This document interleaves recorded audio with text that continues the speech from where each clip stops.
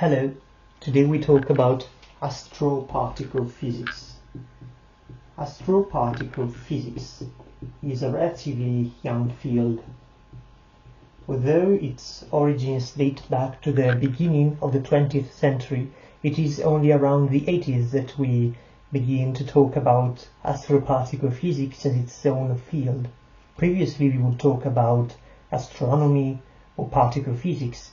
Astronomy is a very old field whose aim is to map the sky. Particle physics studies particles, and particles can be created on Earth and accelerated in laboratories or particle accelerators, or they can be created in the sky and accelerated there. The cosmos works like a giant particle accelerators, and particles can reach the Earth at very high energies.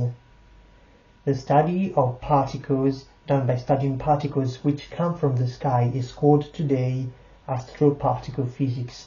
So, like particle physics, it focuses on the study of particles, and like astronomy, it collects data from the sky.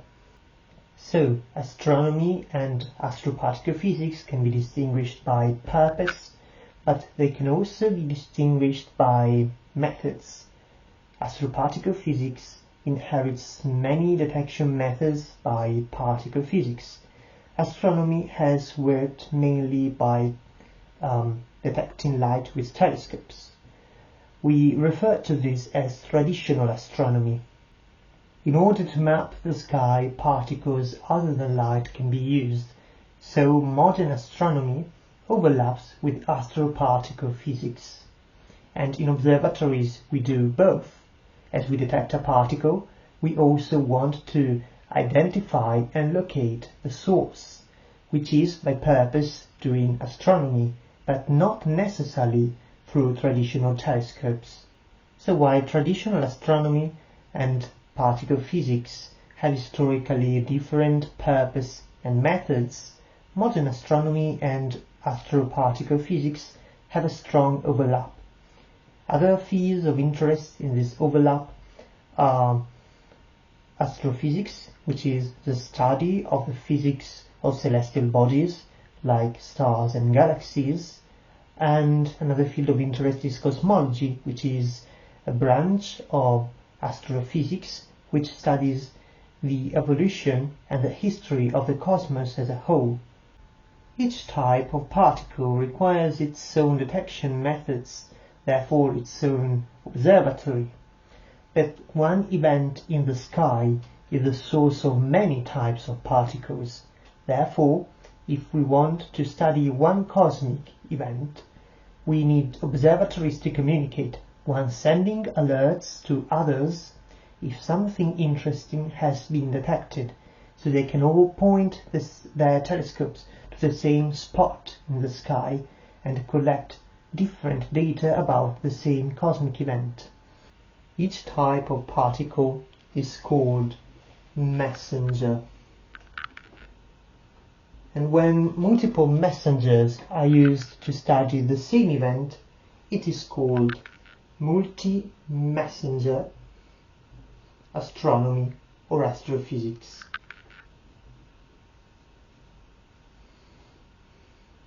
What exactly are these messengers? To be a messenger, a particle must be able to carry information about its source or about cosmic events. So it must be distinguishable from background noise.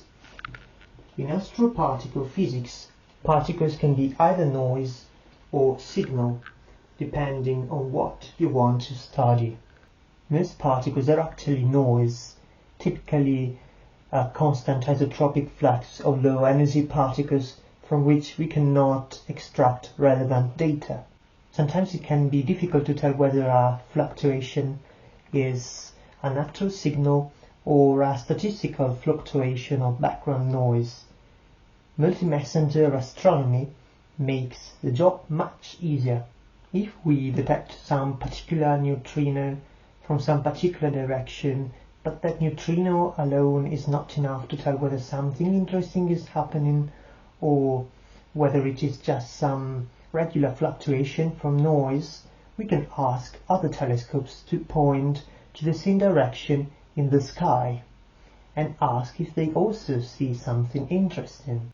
If they also do, it is less likely that that neutrino was just a statistical fluctuation and something interesting might be actually going on in that spot of the sky. For a particle to be a carrier of information to the Earth, an obvious requirement is that it does not decay before reaching the Earth. So this excludes most neutrons from the list of messengers. Neutrons have a lifetime of about 15 minutes. With time dilation, they can travel from about a few millions of kilometers to about a few tens of thousands of light years.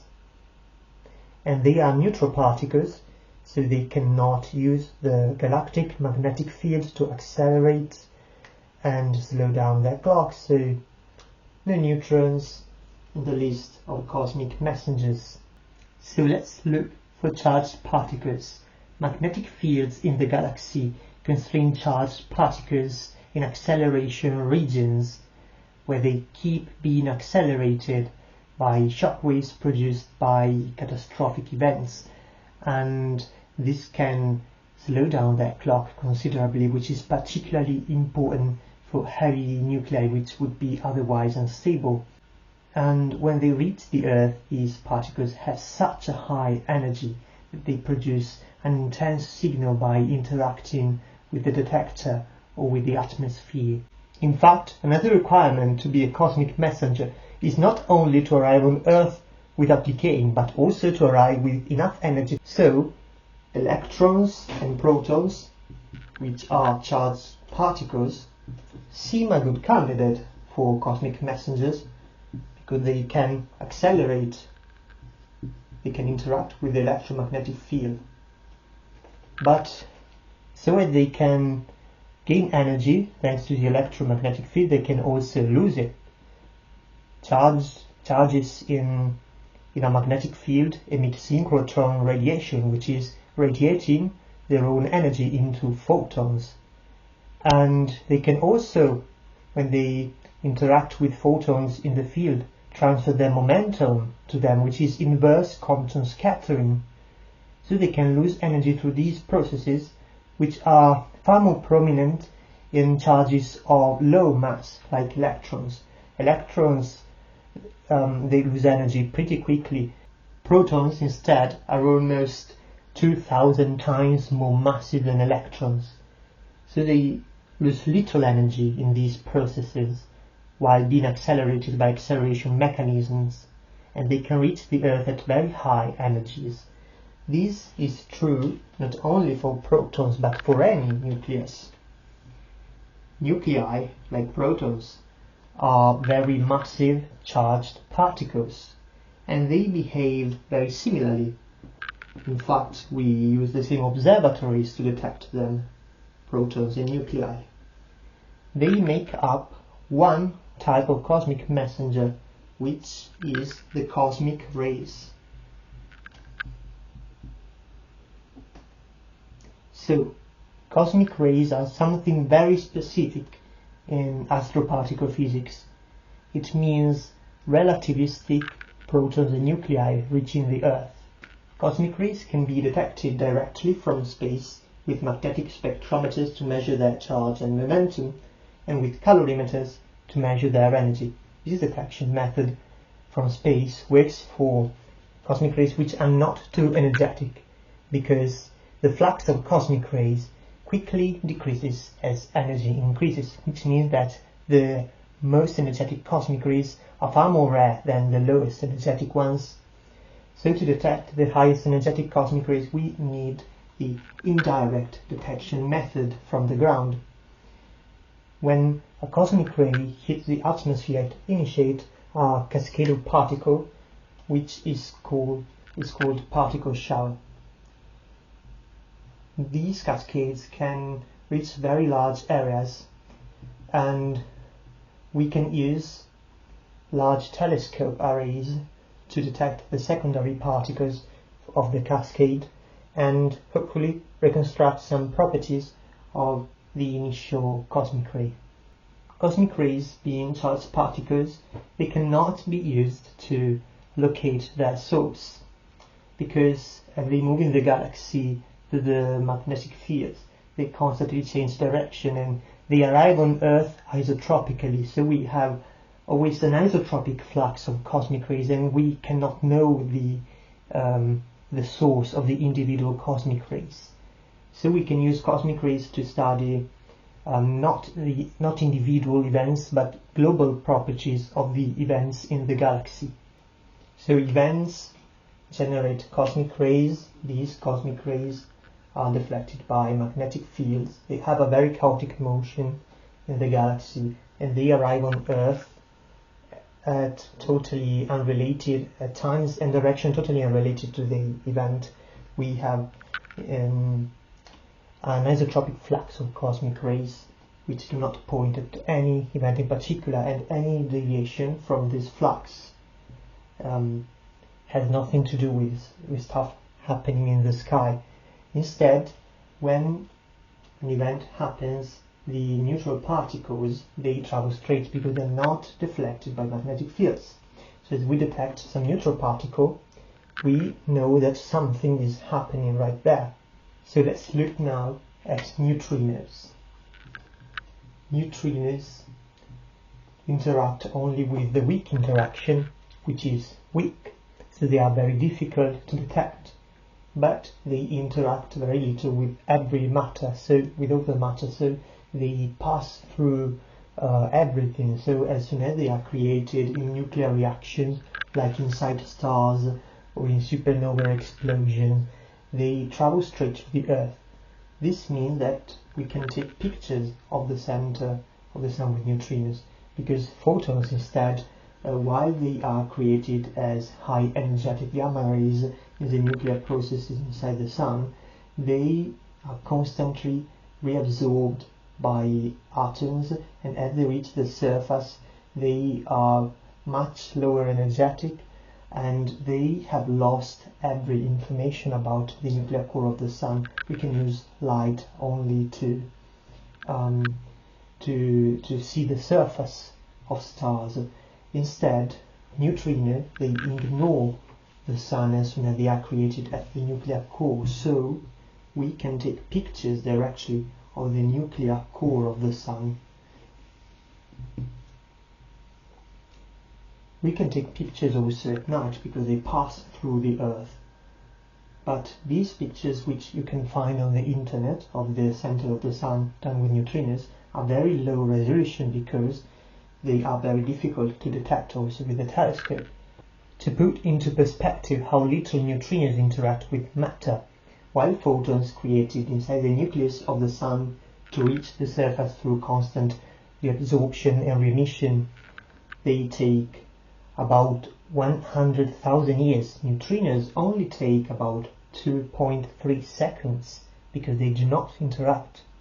Right now, billions of neutrinos are passing through your thumbnail, and of all the neutrinos which pass through your body, only about 1 every 50 years interacts.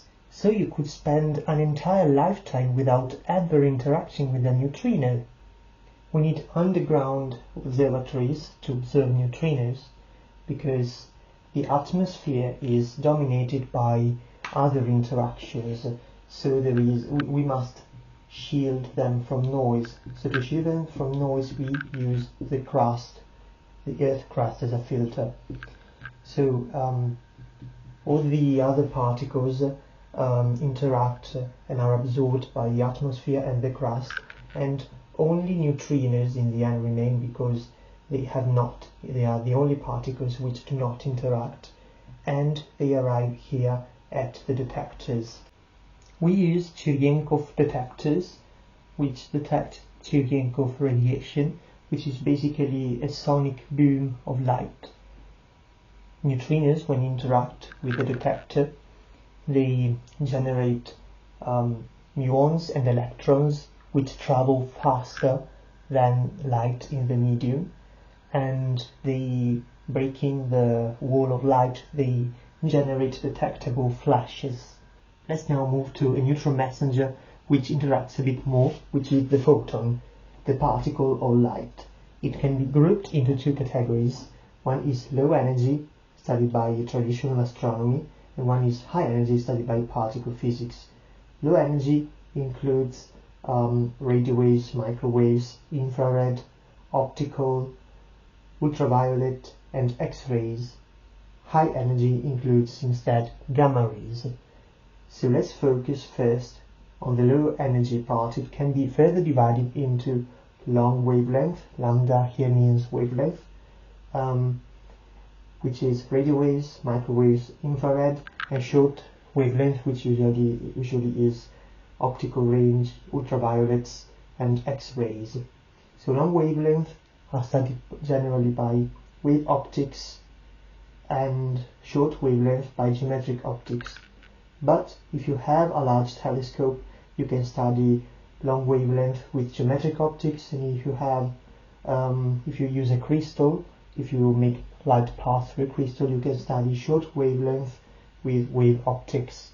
Wave optics means you study light with diffraction and interference, which means you make light pass through gaps. It will diffract at the gaps, creating new waves which will interfere, for instance, and you can do this if the wavelength is long enough, so if it is about the size of the gaps, here G is the width of the gaps, and if you do this with short wavelength, or if you use a large telescope, then light will either pass through the gaps or be blocked at the walls without diffracting and without interfering.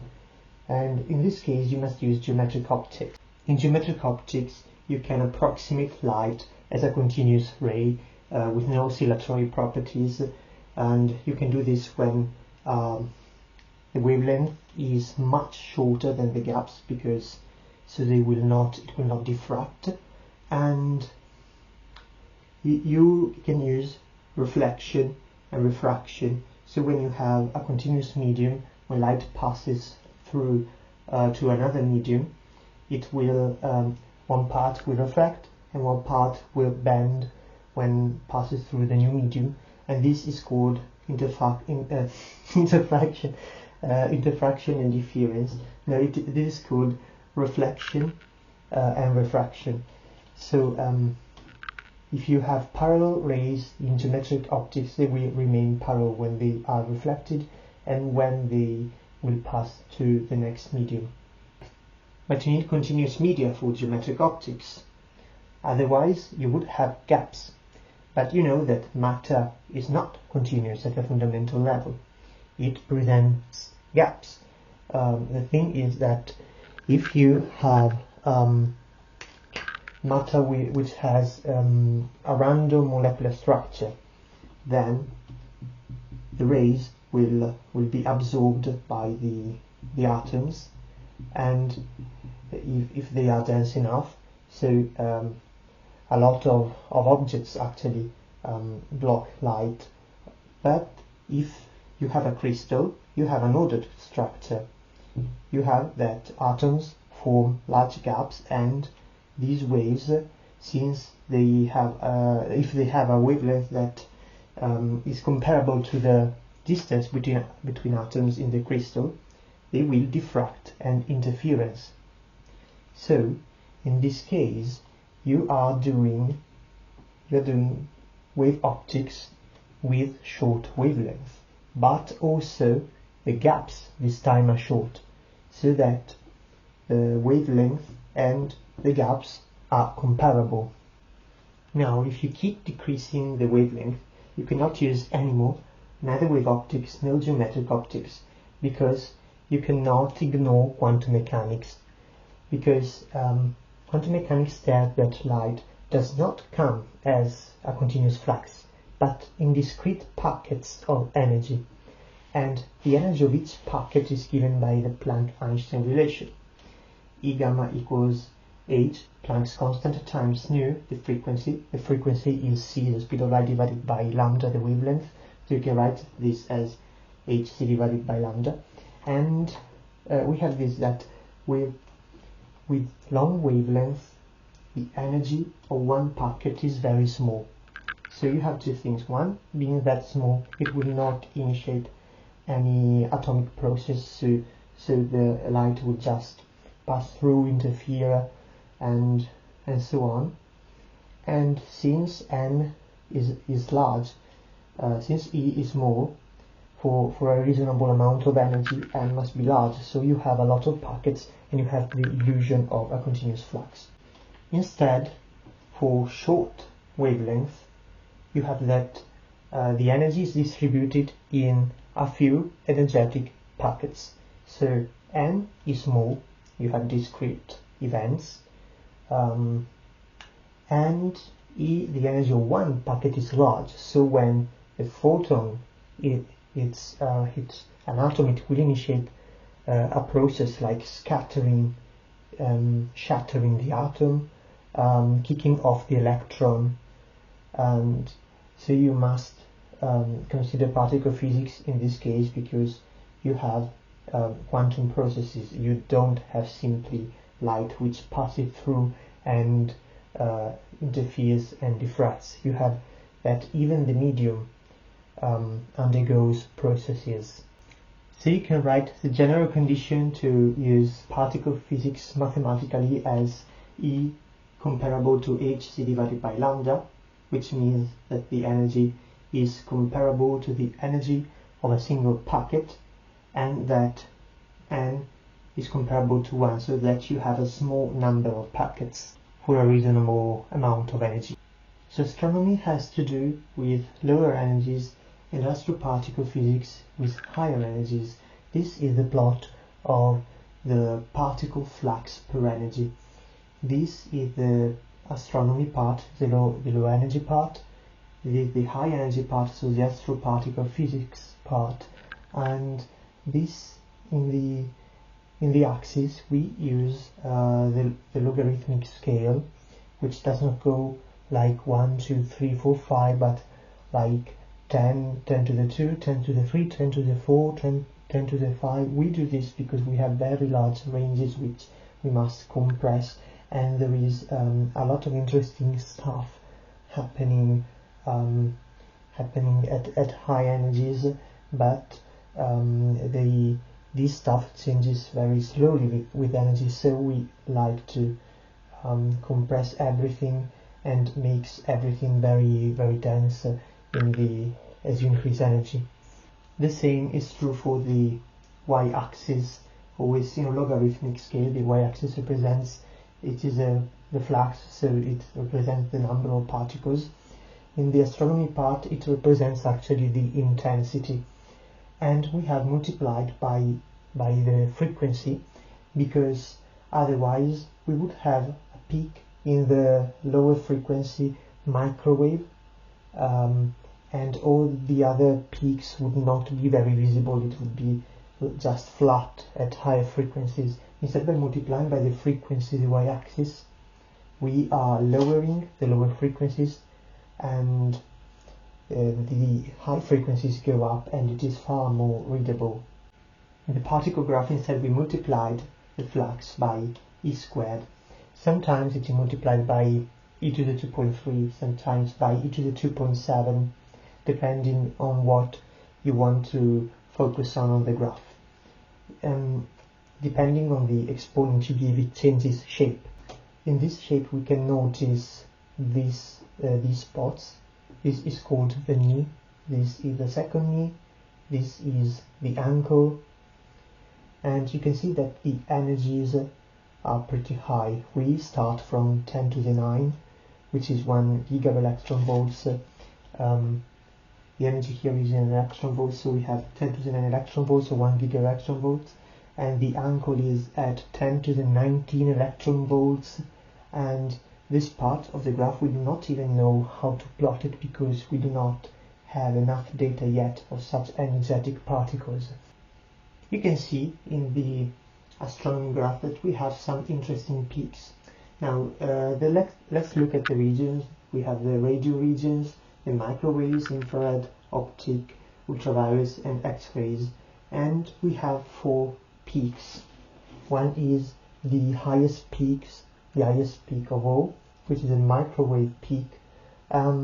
This radiation comes from the early universe, and it is actually redshifted from infrared. It means that when it was emitted, it was mostly infrared, but the universe has expanded, and in 13 billion years it has expanded a lot, and also the wavelength of light traveling has expanded. So since it comes from the early universe, it has expanded a lot, 13 billion years, and so it has redshifted quite a bit from the infrared to the microwave. Then we have the infrared peak. This is given by stardust, and then we have the optical peak, which is given by starlight.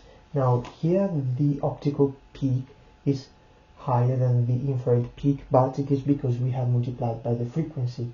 So the optical range has a high frequency, so when we multiply it, the optical peak goes up more than the infrared peak. But actually in the graph without the frequency, it would be, the infrared peak would be higher. We have then the X-ray peak, which is given, whose source is supermassive black holes. A very important property of light in astronomy is that it can tell you the temperature of astronomical bodies. For instance, many astronomical bodies behave like black bodies, which means that they emit black body radiation. Black body radiation has a very specific frequency distribution. You see that as you increase the temperature, the curves 1, 2, 3, 4 are in order of increasing temperature. At increased temperature, the frequency peak shifts to the right. It means that cold black bodies emit in the infrared and hot black bodies in the ultraviolet. So as you increase the temperature, the peak of frequencies will go to higher frequencies. And you can see that they are nested. It means that not only the peak shifts to the right, but the overall intensity on every frequency will increase as you increase temperature. So if you go from curve 1 to curve 2 has a higher intensity on every frequency, and so curve 3 even higher at every frequency, and so even curve 4. So this is why cold black bodies are very difficult to see, while instead hot black bodies are much easier to see. For instance, curve 1, 2, 3, 4, in increasing temperature, curve 1 is about 60 Kelvin. It could be a gas cloud.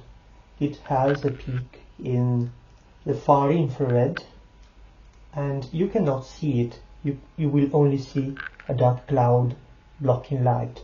You will not see the radiation it emits, because this curve intercepts the optical range at very, very low intensity, and it is too faint to be seen.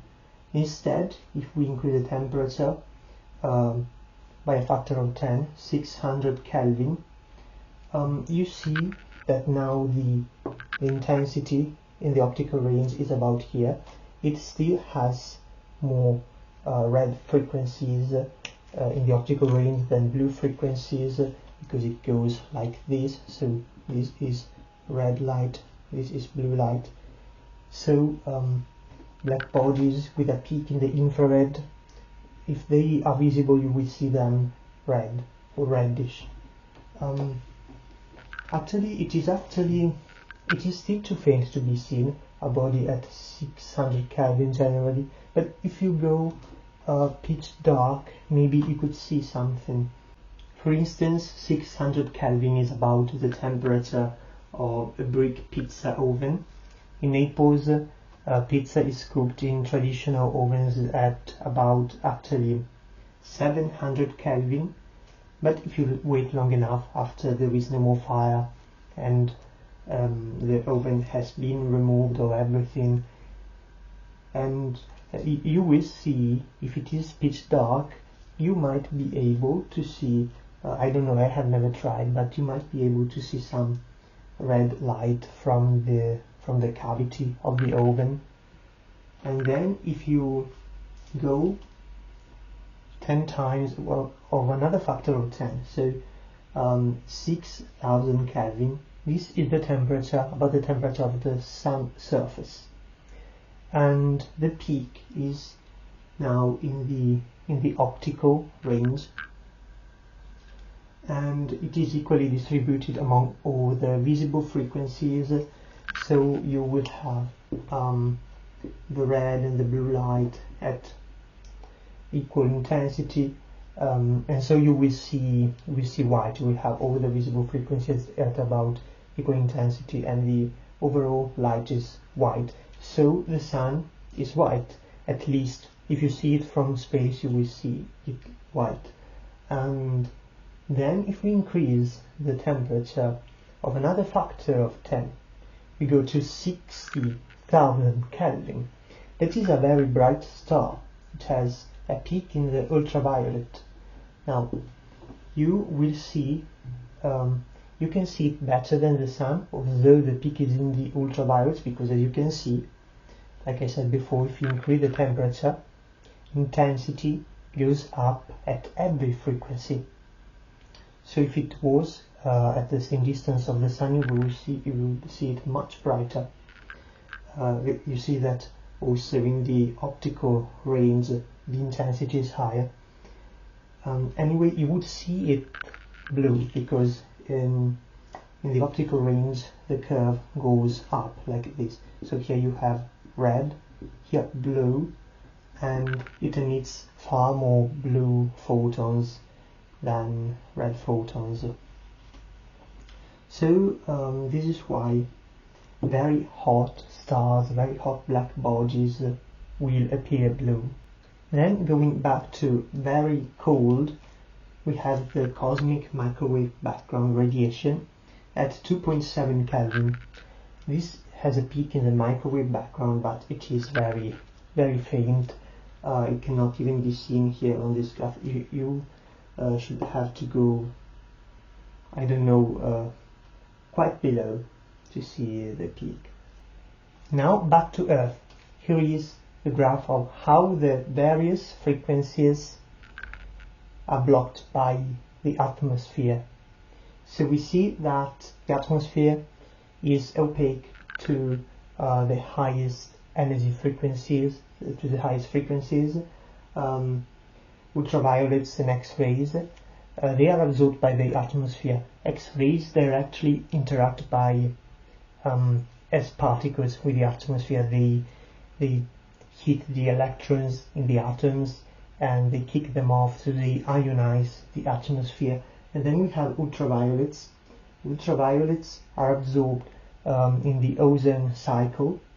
Then we have the optical range. The optical range, the atmosphere is transparent to visible light, thankfully, because so we can see stuff thanks to the light coming from the sun. Then we have that most infrareds instead are absorbed because they match the vibration frequencies of water and CO2, so they are converted to heat. And we have a sudden drop in the short radio wave range. These are the radio waves which can be used for satellite communication because they pass through the atmosphere, because they are not blocked by the ionosphere. Long radio waves, they oscillate slow enough to be absorbed by the electrons in the ionosphere, and so they are absorbed and then reflected back. So this works both ways, from outside and from the inside. So if a long radio wave is coming from outside, it bounces on the ionosphere and it does not enter, it does not reach the surface of the Earth. But this works also from the inside. If we create a long radio wave and we shoot it at the ionosphere, it will bounce back. This is done in radio wave communication in order to overcome the Earth curvature. So you shoot to the ionosphere and you can overcome the Earth curvature. But for most devices we use today, we directly use satellite bouncing, because today we have a lot of satellites in space. We ended up talking about light and traditional astronomy. Then, before going back to particles, let's introduce the last messenger for multi-messenger astronomy. This is not a particle, and it behaves very differently from light, so it makes up its own field of study, which is gravitational waves. This is the youngest amongst these three fields of study. There are waves in our current working frameworks, although in physics we tend to assume that everything is quantum, and so that also gravitational waves have a corresponding quantum entity.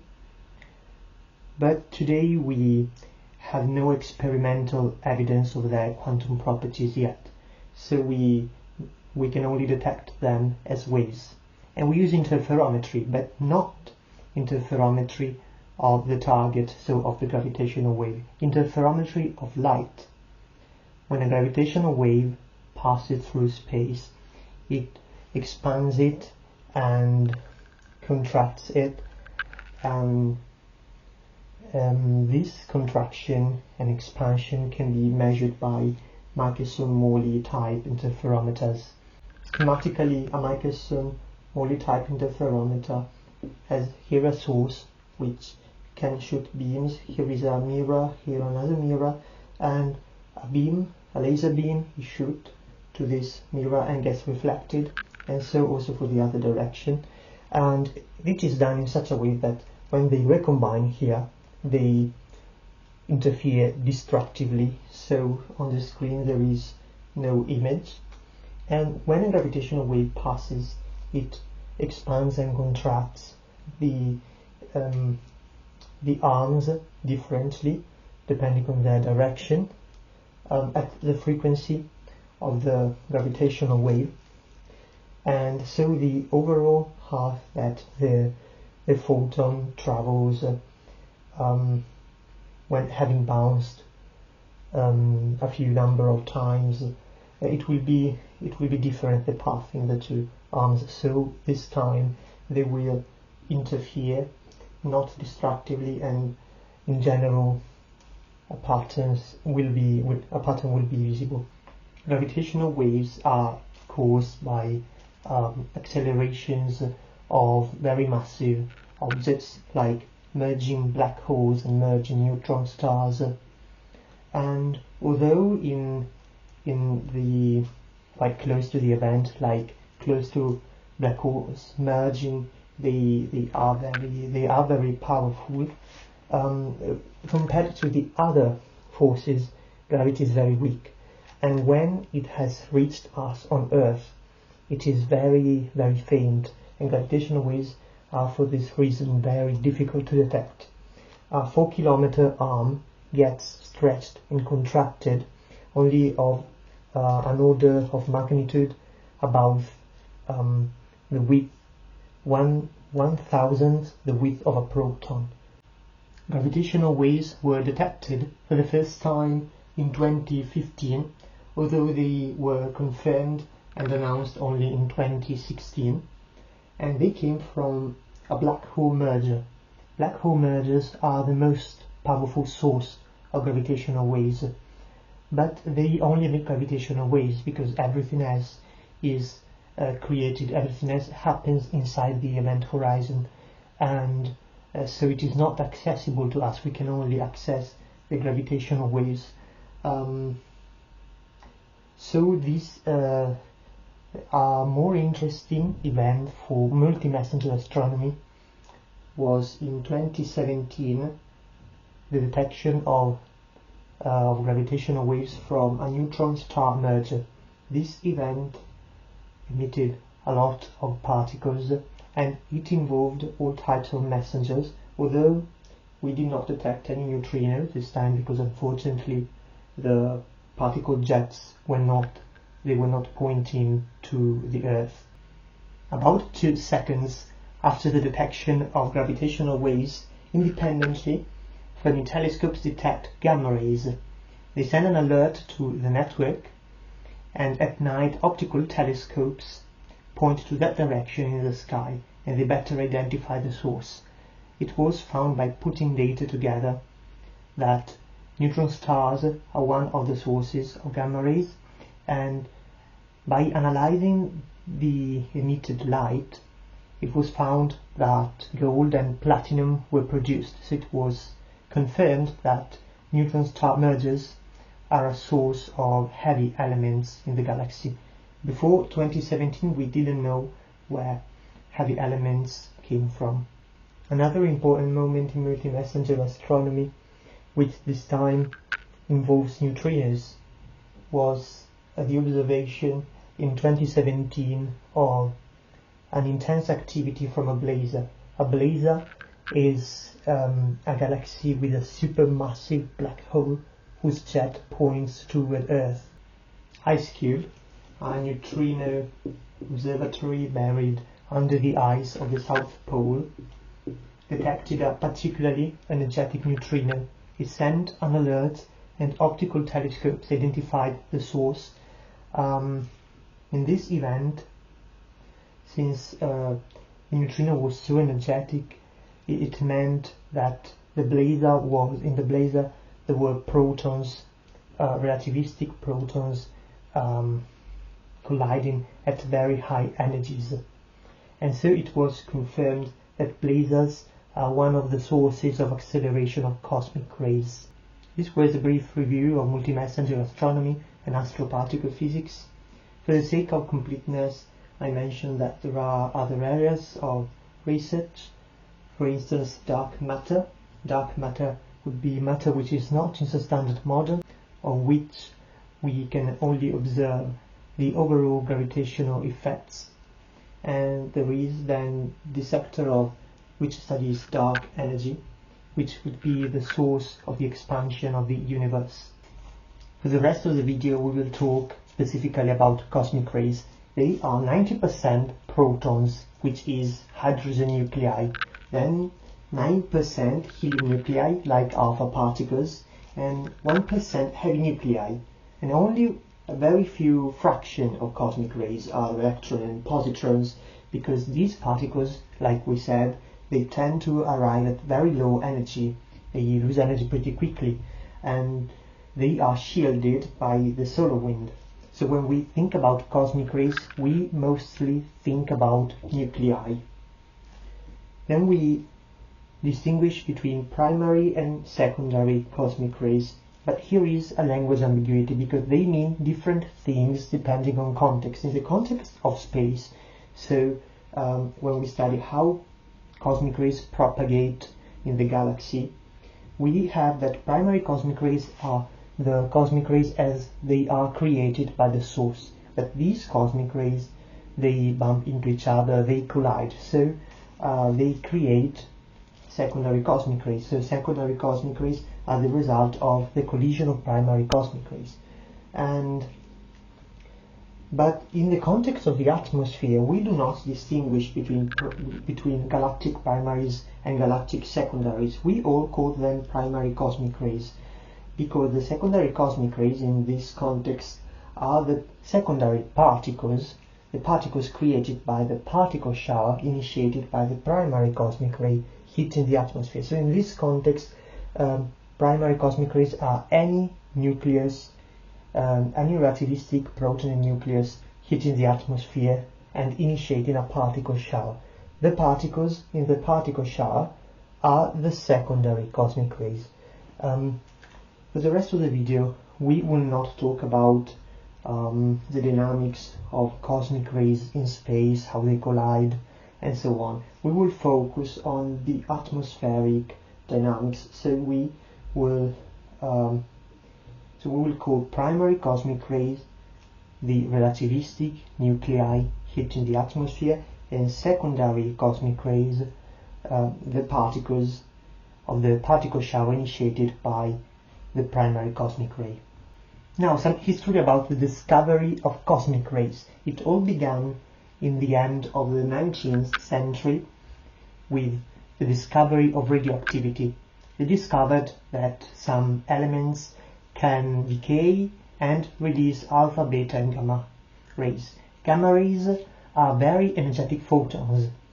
They can ionize the air, separating positive charges from negative charges, and this could explain the so-called golden leaf electroscope anomaly. A golden leaf electroscope is a device consisting of a bottle. Inside the bottle there are golden leaves, and the golden leaves are connected to a metal lid. Now you can charge the lid and transmit the charges to the leaves.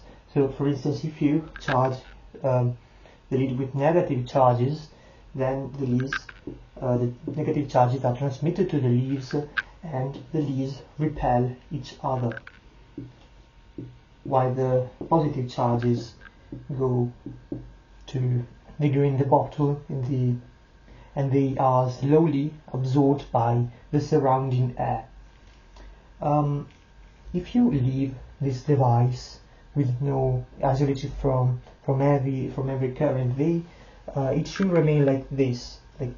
But actually, what was observed was that they would always, at least would always, go back to the original position. So they would always discharge. So it meant that there was some ionizing current inside the bottle. Now this could be explained by gamma rays, because radioactive elements emit gamma rays which enter the bottle and ionize the air, and positive charges grab the negative charges and they discharge everything. They also knew that lead could block gamma rays. So if you put this bottle inside a lead box, you should not observe this effect of discharge. Well, they observed that this effect would in fact take longer inside a lead box, but it would eventually, the leaves would eventually discharge anyway. So it meant that there was some other source of radiation. They thought that this source of radiation was lead itself, and partly they were right, because lead does contain some radioactive elements, and today, in fact, if you want to isolate some experimental apparatus, we use lead from ancient Roman lead ingots, which in 2000 years have lost all radioactivity. Anyway, the main problem was not radiation from lead. As you might have guessed, it has to do with the sky. So the question was, is Earth the only source of radiation? To test this, in 1910, German physicist Theodor Wolff goes to the Eiffel Tower and performs experiments with a more sophisticated type of electroscope, a Wolff electroscope, which uses conducting wires instead of leaves, and he finds that while ionization does drop with height, it does not drop as fast as expected. So there was probably some atmospheric source of radiation.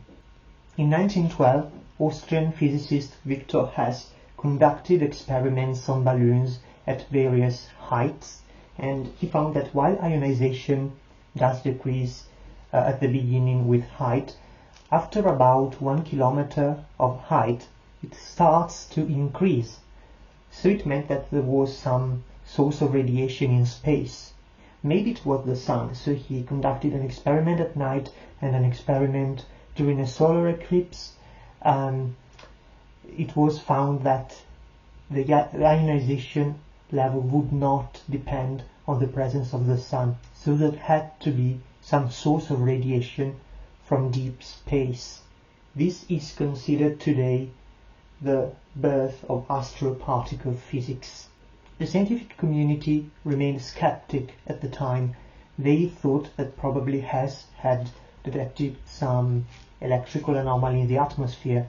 They did not know of any process which could generate such powerful gamma rays to penetrate the atmosphere. Well, today we know that in fact what was observed were not primary gamma rays, but it was secondary gamma rays which are created in the atmosphere from particle showers initiated by a primary cosmic ray, which is not a gamma ray. But at the time they did not have much knowledge about particle physics, and so they could only guess that if the radiation came from space, it was some very energetic gamma ray. The theory of space radiation will be taken more seriously only after the more accurate experiments of American physicist Robert Millikan. Millikan was a very important physicist at his time. He had measured the fundamental electric charge of the electron, and he had conducted the most accurate experiments about the photoelectric effect. And for these two reasons, he would win the Nobel Prize in 1923, which is ironic because he was a very conservative physicist. The experiments he did for the photoelectric from 1905 to 1915 were done in order to disprove Einstein's theory. Instead, they ended up to validate it even more. And this is ironic because he would win in 1923 the Nobel Prize for validating a theory he would reject. In fact, he did not even accept, after his experiments, the quantum theory of light, although he would simply accept the mathematics behind it. Anyway, he did not believe in the theory of cosmic radiation, and in 1922 he performs experiments in Texas on balloons to disprove Hess' findings. He finds that the effects were much lower than Hess had detected in Europe. So this means that ionization is a local atmospheric effect, because if it came from space radiation, it will be uniform across the Earth. Well, actually what was happening that they were observing latitude effects, because cosmic rays are charged particles, so there are more cosmic rays at the poles, and in the equator, Texas is closer to the equator, so in order to observe what has the levels of radiation that Hess had detected, they had to go much higher. Anyway, they did not know about the true nature of cosmic rays, and so they did not take into consideration the latitude effects. His conclusions from the Texas experiments were criticized by European physicists. They needed to be further investigated. So in 1923 he goes to Colorado at Pikes Peak Mountain and to test the change of ionization with weather, and he actually finds that ionization is constant and independent of weather. Now here is where Millikan's theories begin to get pretty fancy. He thought that radioactive gases on Earth, radon and radium, despite being heavy, they would reach the top of the atmosphere thanks to convection cycles. When reaching the top of the atmosphere, they would form a radioactive stratum, and this radioactive stratum would radiate independently of the weather below. To test his hypothesis, he conducted experiments on 1925. They went to California on high altitude lakes whose water comes from melted snow, which means that it is completely free of radiation, and they also noticed that submerging the electroscope, the drop of radiation did not depend on how close the device was to the granite walls, so the only source of radiation would be the atmosphere. They checked if the drop in radiation matched that expected from radon and radium decay, but they found that it was too energetic. It could reach very large depths in water, and so it could not come from radioactive decay. After these experiments, Millikan finally accepts cosmic radiation, but his theories just begin to get even more fancy. He argued that atmosphere gets ionized by gamma rays from deep space, and here he called them cosmic rays. So cosmic rays, this term comes from Millikan thinking that they are gamma rays. Now, what is strange is that he thinks that gamma rays come from nuclear fusion of atoms, and the way these atoms would fuse, according to Millikan, is pretty strange, because he would argue that this fusion would happen in cold space. So atoms would get closer in cold space and they would fuse together. Now, we know that for the nuclei to fuse, we need actually a very hot environment, because we need to win the electrostatic repulsion between atoms. He thought that maybe the electrons were facilitating the process of fusion by neutralizing the repulsion. And at the time there were actually already beginning to be theories of atomic formation inside the Sun, but as we have seen, the Sun could not explain cosmic radiation. We have seen with Hess experiments, so there had to be some other source of radiation anyway. He calls his theory the birth cries of atoms. So atoms are forming in deep space, and as they form, they emit cries in form of gamma rays reaching the Earth. In 1932, American physicist Carl David Anderson, working under Millikan, was studying ionized particles. He was using a Wilson cloud chamber. A Wilson cloud chamber is a container filled with saturated air. It is saturated of vapor, usually water or alcohol. There is a piston which you can pull, and if you pull the piston very quickly, so that you have a quick adiabatic expansion of about 10 milliseconds, then the temperature suddenly drops, and so you have that now the chamber is cold and vapor needs to condense somewhere. Now, if in this moment a gamma ray enters the chamber ionizing the air, then the vapor would be attracted to ions, and it will quickly condensate at the ions.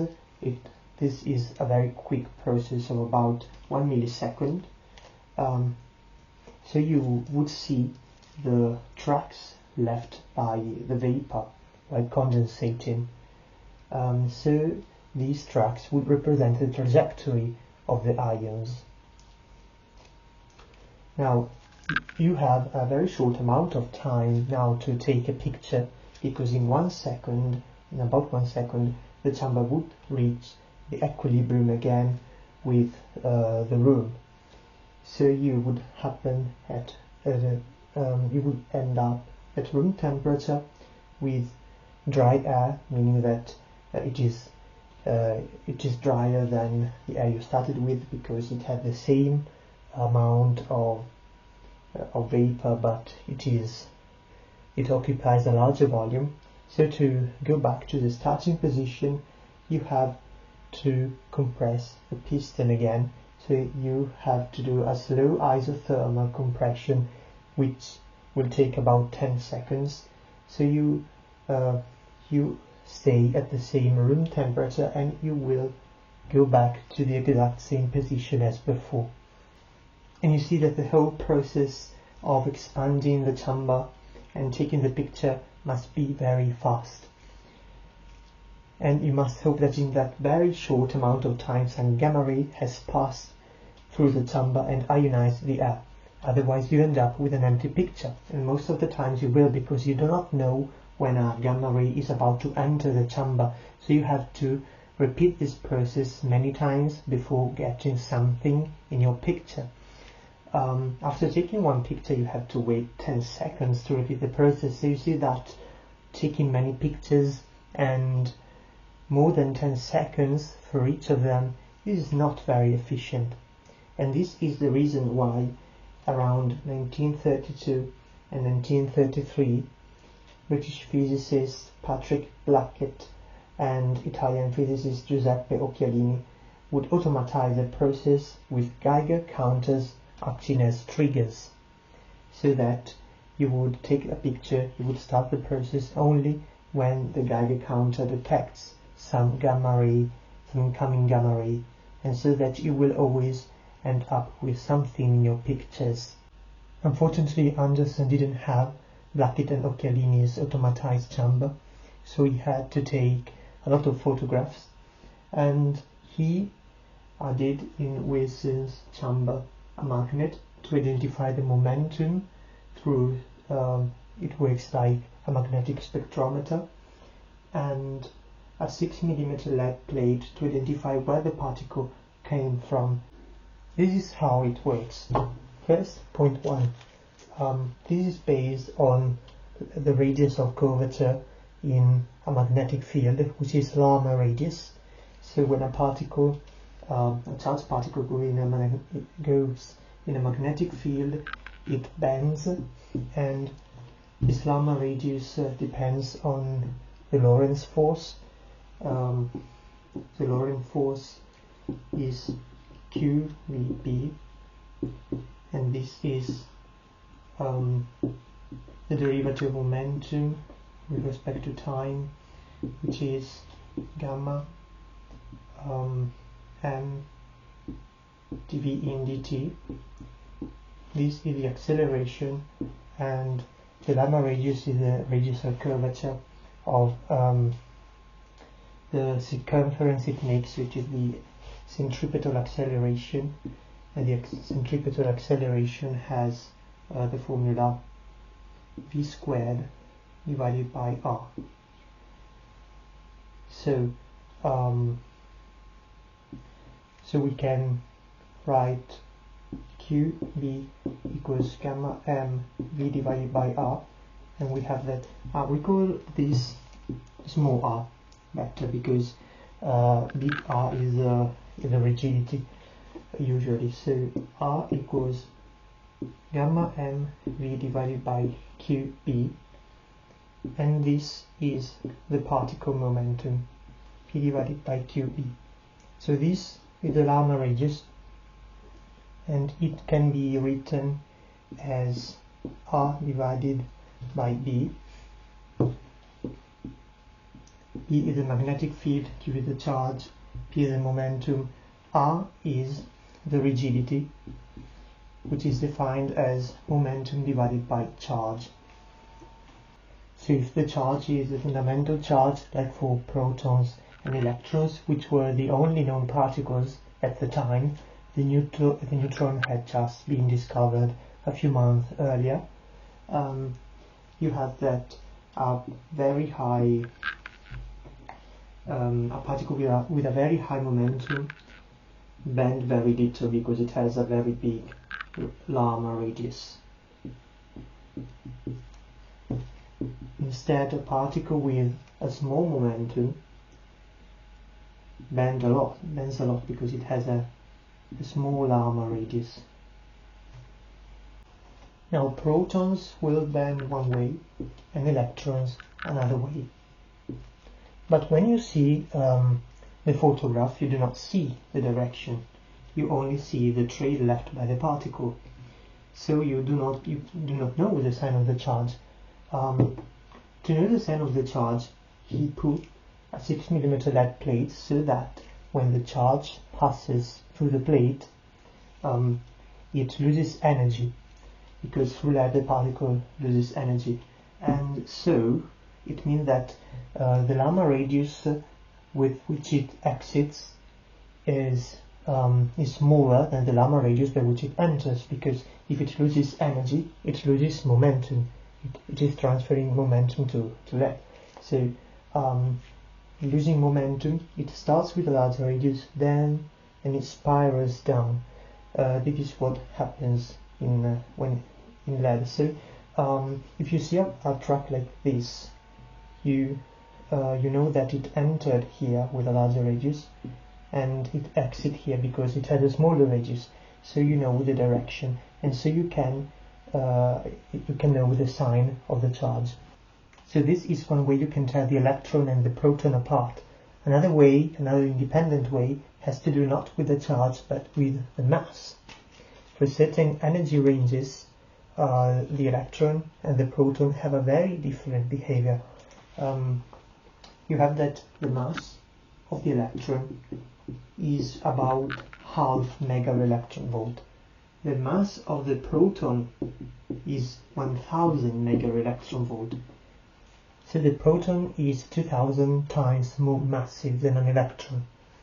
And from the energy momentum relation, you see that for a particle with a small mass, for a certain energy range, if the particle compared to that energy range has a small mass, it has a large momentum. If compared to that energy range it has a large mass,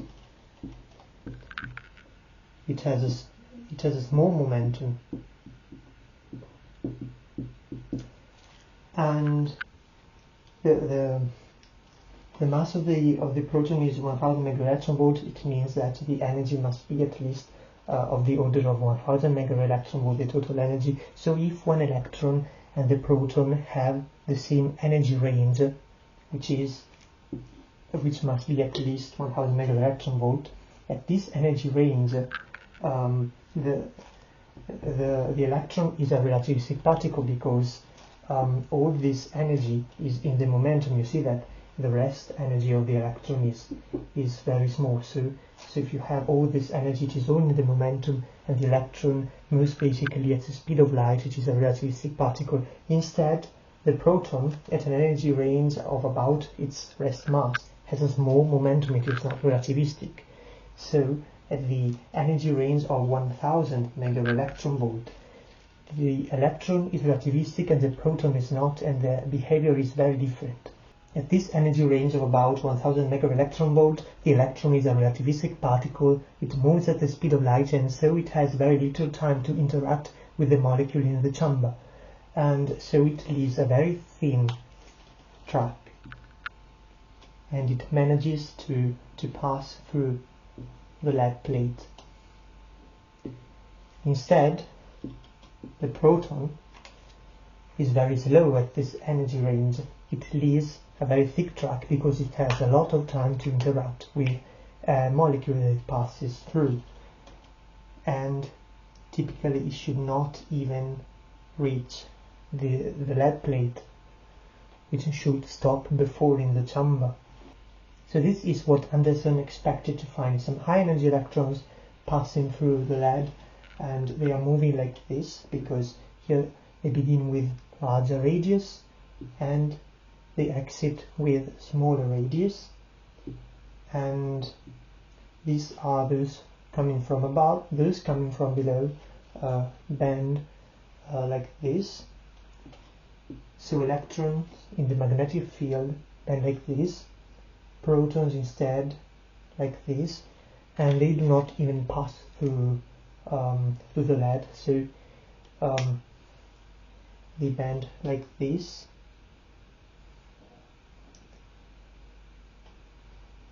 And then you will have also some noise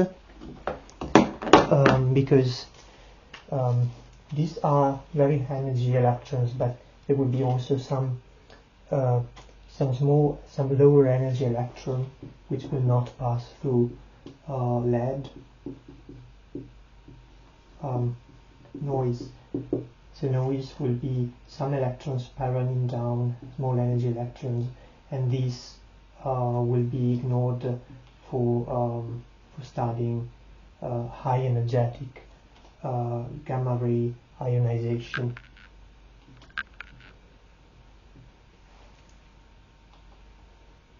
He additionally found these three types of track.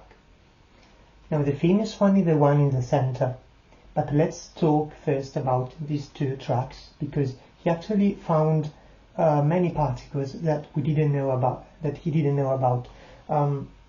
These are the muons. They would be the muons. This is the negative muon, and this is the positive muon. The muon is much more massive than the electron, but less massive than the proton. While the electron is a light relativistic particle and the proton a heavy non-relativistic particle, the muon is a heavy relativistic particle. So, like relativistic particles, it leaves a thin track. But since it is a heavy particle, while the electron loses a lot of energy when passing through lead, the muon loses very little energy, and so you see that the Lama radius changes very little from entering and exiting. He wouldn't realize these type of tracks and new particles until 1936. In 1932, he would interpret this as electron and this as a proton. So this would be a relativistic proton, which leaves a thin track like the electron, like the relativistic electron, but since it is much more massive than an electron, it loses very little energy when passing through lead. How to interpret this one? You can evaluate the momentum with the Lama radius. If you assume that this is an electron with such a large momentum and such a small mass, you must have a very high kinetic energy, much higher than this kinetic energy. So he would assume that at very high energy, electrons can pass through lead, losing very little energy. Now let's see instead the famous track. You would assume that this is an electron, right? It leaves a thin track and it passes through lead. Yet, if you follow the trajectory, you see that it has a larger radius here and a smaller radius here. So clearly the direction is this one, but this is the direction of positive charges. It must be a relativistic particle because it leaves a thin track. It must be a positive charge because it moves in the direction of positive charges, but it cannot be a relativistic proton because relativistic protons, which are actually muons, lose little energy when passing through lead. This one instead loses too much energy to be a relativistic proton. But let's do the calculation if it were a proton. So the proton enters with a radius of 14 centimeters, it exits with a radius of 7 centimeters, so it has lost a lot of energy in 6 millimeters of lead, and the magnetic field is 1.5 Tesla. Now the Lama radius we have seen is P, the momentum divided by QB, and so P is QBR. Now let's first evaluate the initial momentum. Pi is QBRI, so Q is E, the fundamental charge, the electric charge of the proton, 1.6 times 10 to the minus 19 coulomb, times 1.5 Tesla, times 14 centimeters, coulomb per Tesla, from F equals QB is Joule per meter times second per meter. So 14 centimeters, 0.14 meters. Joule per second divided by meter squared, so divided by meter. This amount of joule is 1 electron volt. This is the utility of electron volts when we have to do with fundamental charges.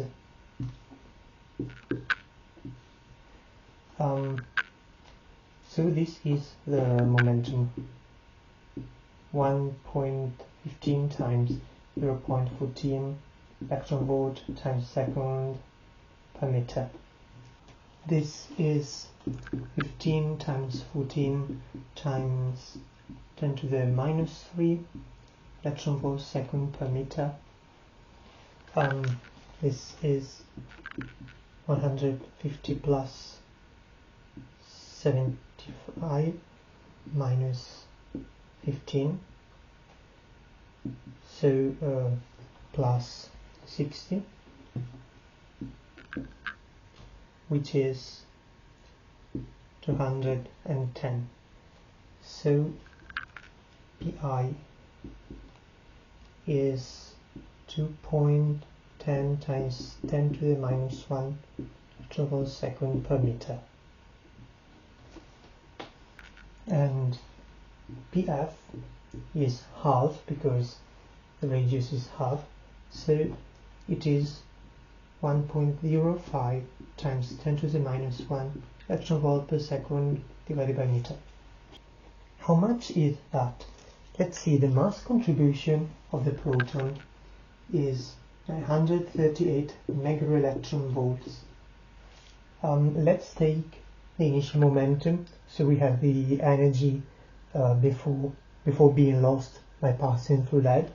The contribution momentum of the energy is this times c, so it is 2.10 times 10 to the minus 1 times 3 times 10 to the 8 meter per second times electron volt second per meter. So it is 6.30 times 10 to the 7 electron volts, and this is 63 megaelectron volts. So you see that the momentum contribution is quite low compared to the mass contribution. On the other hand, if this was an electron, the mass of the electron is 0.5 megaelectron volts, and this would be very high compared to the mass. So with this energy, a proton is absolutely not relativistic, while an electron is very relativistic.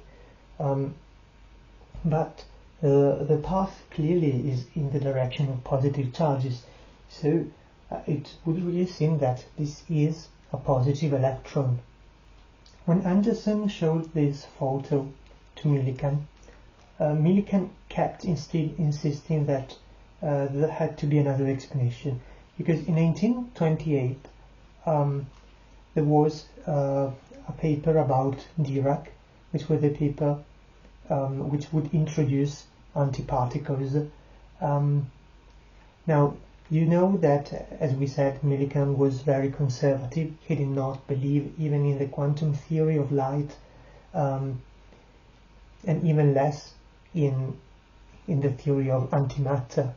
So while Millikan knew about Dirac's theory, he did not encourage his students to study it. So Anderson did not know about Dirac's theory at the time, so he did not know that there was some theory which would predict positive electrons. Despite Millikan's remarks, Anderson is certain that this particle cannot be a proton.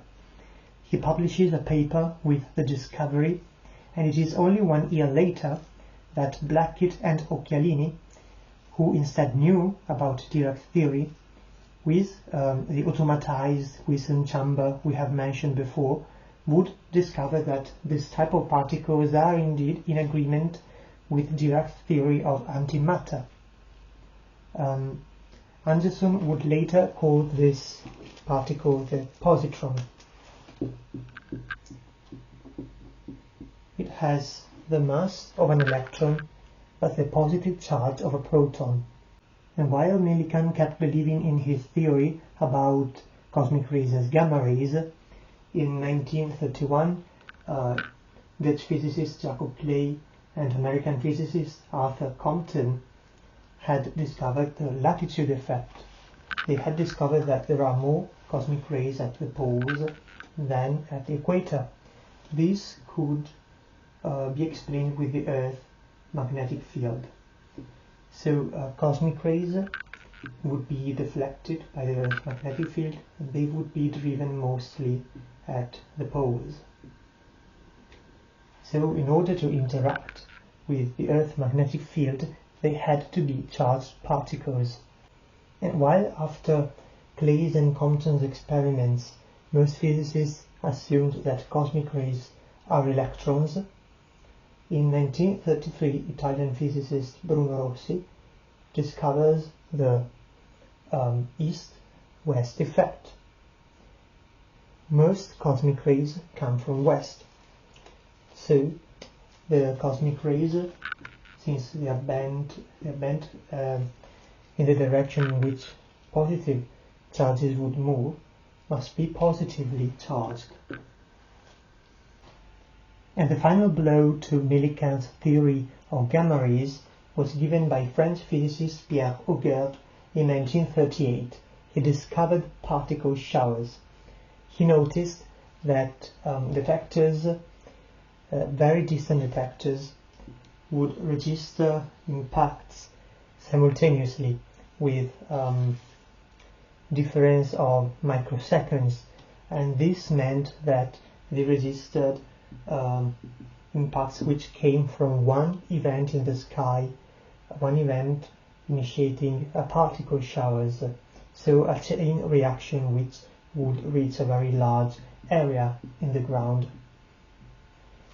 This meant, since energy gets distributed along the area, that the initial cosmic ray was very energetic, much more energetic than they thought before, and so it could not be a gamma ray from Millikan's atom formation theory. The energy of the secondary radiation that Anderson was studying, we have seen, was of the order of the gigaelectron volt, the mass of the proton, which is 10 to the 9 electron volts. And until the 50s, cosmic ray would be the only source of high energy particle physics, until the birth of particle accelerators. Today, a typical particle accelerator accelerates particles to energies of the order of the tera electron volt, which is 10 to the 12 electron volts. Instead, primary cosmic rays can well reach energies also of the 10 to the 15 electron volts typically, and the most energetic primary cosmic ray we have ever detected, we have detected it through particle showers. We reconstructed the energy of the original cosmic ray. It was in 1991. It was called the Oh My God particle. Its energy was of the order of 10 to the 20 electron volts. Schematically, a cosmic ray telescope consists of a time-of-flight device which measures the angle from which the cosmic rays are coming, and it also is an anti-noise filter. Then it has a magnetic spectrometer to measure rigidity, momentum divided by charge, and then it has a calorimeter to measure energy. A time-of-flight device consists of at least two counters. If you have only one counter, it will constantly tick because of noise or low particles which are not cosmic rays, and you don't want these particles, but these particles are low energy. You cannot distinguish with one counter whether they are cosmic rays or other particles, but since they are low energy, they interact with the counter and then are completely absorbed or then move very slowly. Instead, a cosmic ray keeps passing through the counter after interacting, and so if you have two counters, if one cosmic ray passes through both counter in a very short amount of time, then you are more guaranteed that that is exactly a cosmic ray, because particles passing through one counter completely absorbed, or it takes a very long time to reach the other counter. Instead, in this way, you have that if both counters tick almost simultaneously, then you have detected a cosmic ray. This also works as a filter of the incoming direction of cosmic rays, because of all the cosmic rays which hit one counter, only those inside this angle will go to the other counter. The others will pass through one counter and then miss the other one. So only inside this cone of directions. So you can detect cosmic rays only inside this cone of direction. The other one will be considered noise by the device, and you can filter the angle to have a narrower angle. You simply put them, take them further apart. So you see that now the incoming direction is more narrow. So if you have them very close, many cosmic rays will be detected, but you don't know from which direction they come. Instead, if you have them very far apart, you will not detect many cosmic rays, but you will know that the cosmic rays you detect come from these particular directions. The magnetic spectrometer is a device which tells you the rigidity of the particle by measuring the Lama radius, exactly like we have seen with Anderson. Anderson's cloud chamber is a perfect example of magnetic spectrometer. The calorimeter instead is a block of material which absorbs cosmic rays, initiating a particle shower that will be completely absorbed, and by the absorbed energy or by the emitted light, you can reconstruct the energy of the cosmic ray. If the area of your counters is small compared to the distance, then you are counting cosmic rays coming from a very specific direction in the sky, from a very specific range of solid angle d omega, passing through an area dA for some time dt. Then you can study the intensity of cosmic rays, which can give you the number of rays that you will detect with this telescope, which is proportional to the area dA, proportional to the time dt, and proportional to the solid angle range d omega. And this factor as proportionality is called the intensity. So you have that the intensity is the derivative of measured cosmic rays in the area, in dt, in d omega. And so the more cosmic rays will pass through your telescope, the higher the intensity in that direction. It might be that the intensity depends on the direction, so that if you move your telescope, if you rotate it in the sky, you will detect a high number of cosmic rays or a lower number. Anyway, we know that for primary cosmic rays, the primary cosmic rays are basically isotropic, so this generally does not depend on direction for primary cosmic rays. It may be that your counters also have some particular sensitivity for some particular energy ranges, so it is useful to divide the incoming rays also per energy range. So the number of cosmic rays in a particular cosmic range E plus dE, from E to E plus dE, is proportional to the area, to time, to the solid angle, and to the difference of energy in the range dE. This is phi E, and this is called the differential energy intensity. Of course, if you integrate this across all possible energies, you will get back to this. So the integral of this, which is dA dt d omega, the integral from 0 to infinity of phi e dE, will give you this, and so this is equal to this, and so you see that phi, the intensity, is the integral of the differential energy intensity from 0 to infinity of phi e in dE. So phi e is simply the derivative of the intensity in the energy, and so sometimes you will see phi e written as T phi in dE, and sometimes you will also see it written as phi of E.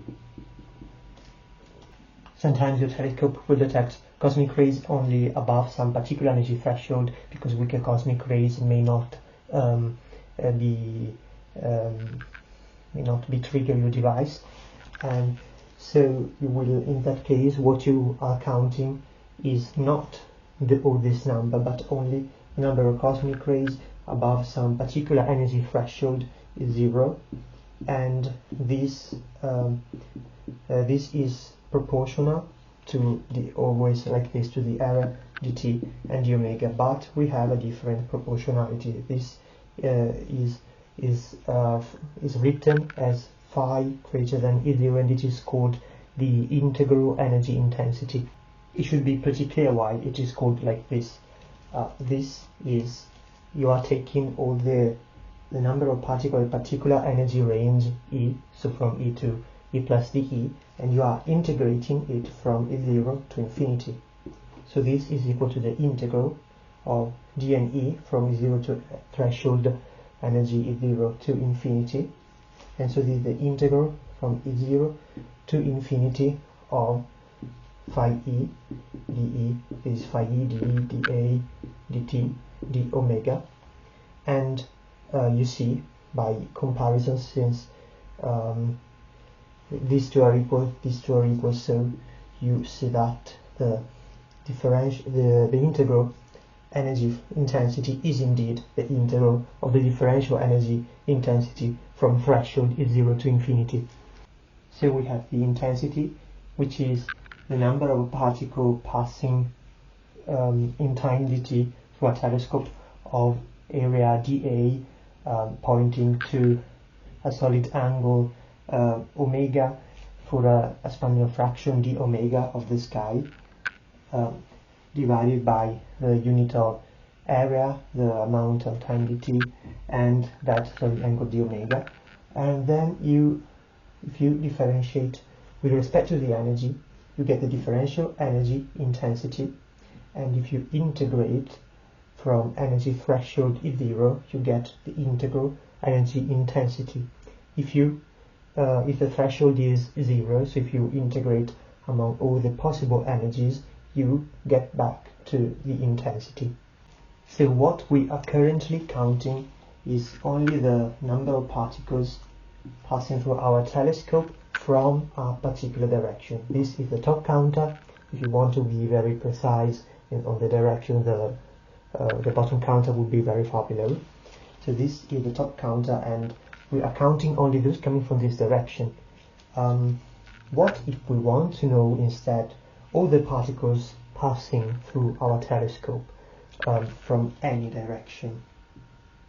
What if we want to know how many cosmic rays from independent of the direction pass through this area, this surface S? Then what we want to know is the flux. The flux gives you the number of particles passing through the surface area per unit area per unit time from any direction. So the flux is dNs in the dt. Now we want to find a relation between the flux and intensity, because with our telescope we currently can only know the intensity we can point the telescope in the various direction to see how the intensity changes with the direction, but we cannot currently directly count the particles, so we need a formula which relates the flux with the intensity. So the contribution coming from this direction, we know it is the intensity, but we have also contribution coming from other directions.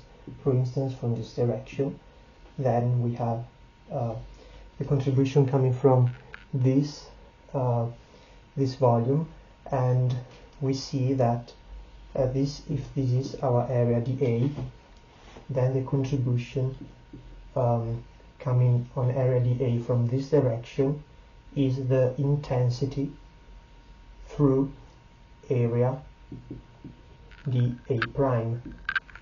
So we are integrating contribution let's call this dNA. We are integrating dNA prime over the direction of the solid angle. So d and s, the total number of particles passing through surface S, is the integral in the solid angle, let's write it here, integral in the solid angle of dNA prime. dNA prime is phi of omega, because it might depend on the direction, the intensity, although we are seeing that generally does not with primary cosmic rays. In dA prime, A prime of course depends on the angle omega, dt d omega. So we must find dA prime which depends on omega. We see here that this is dA prime, and if this is angle theta, then this is area dA, this is area dA.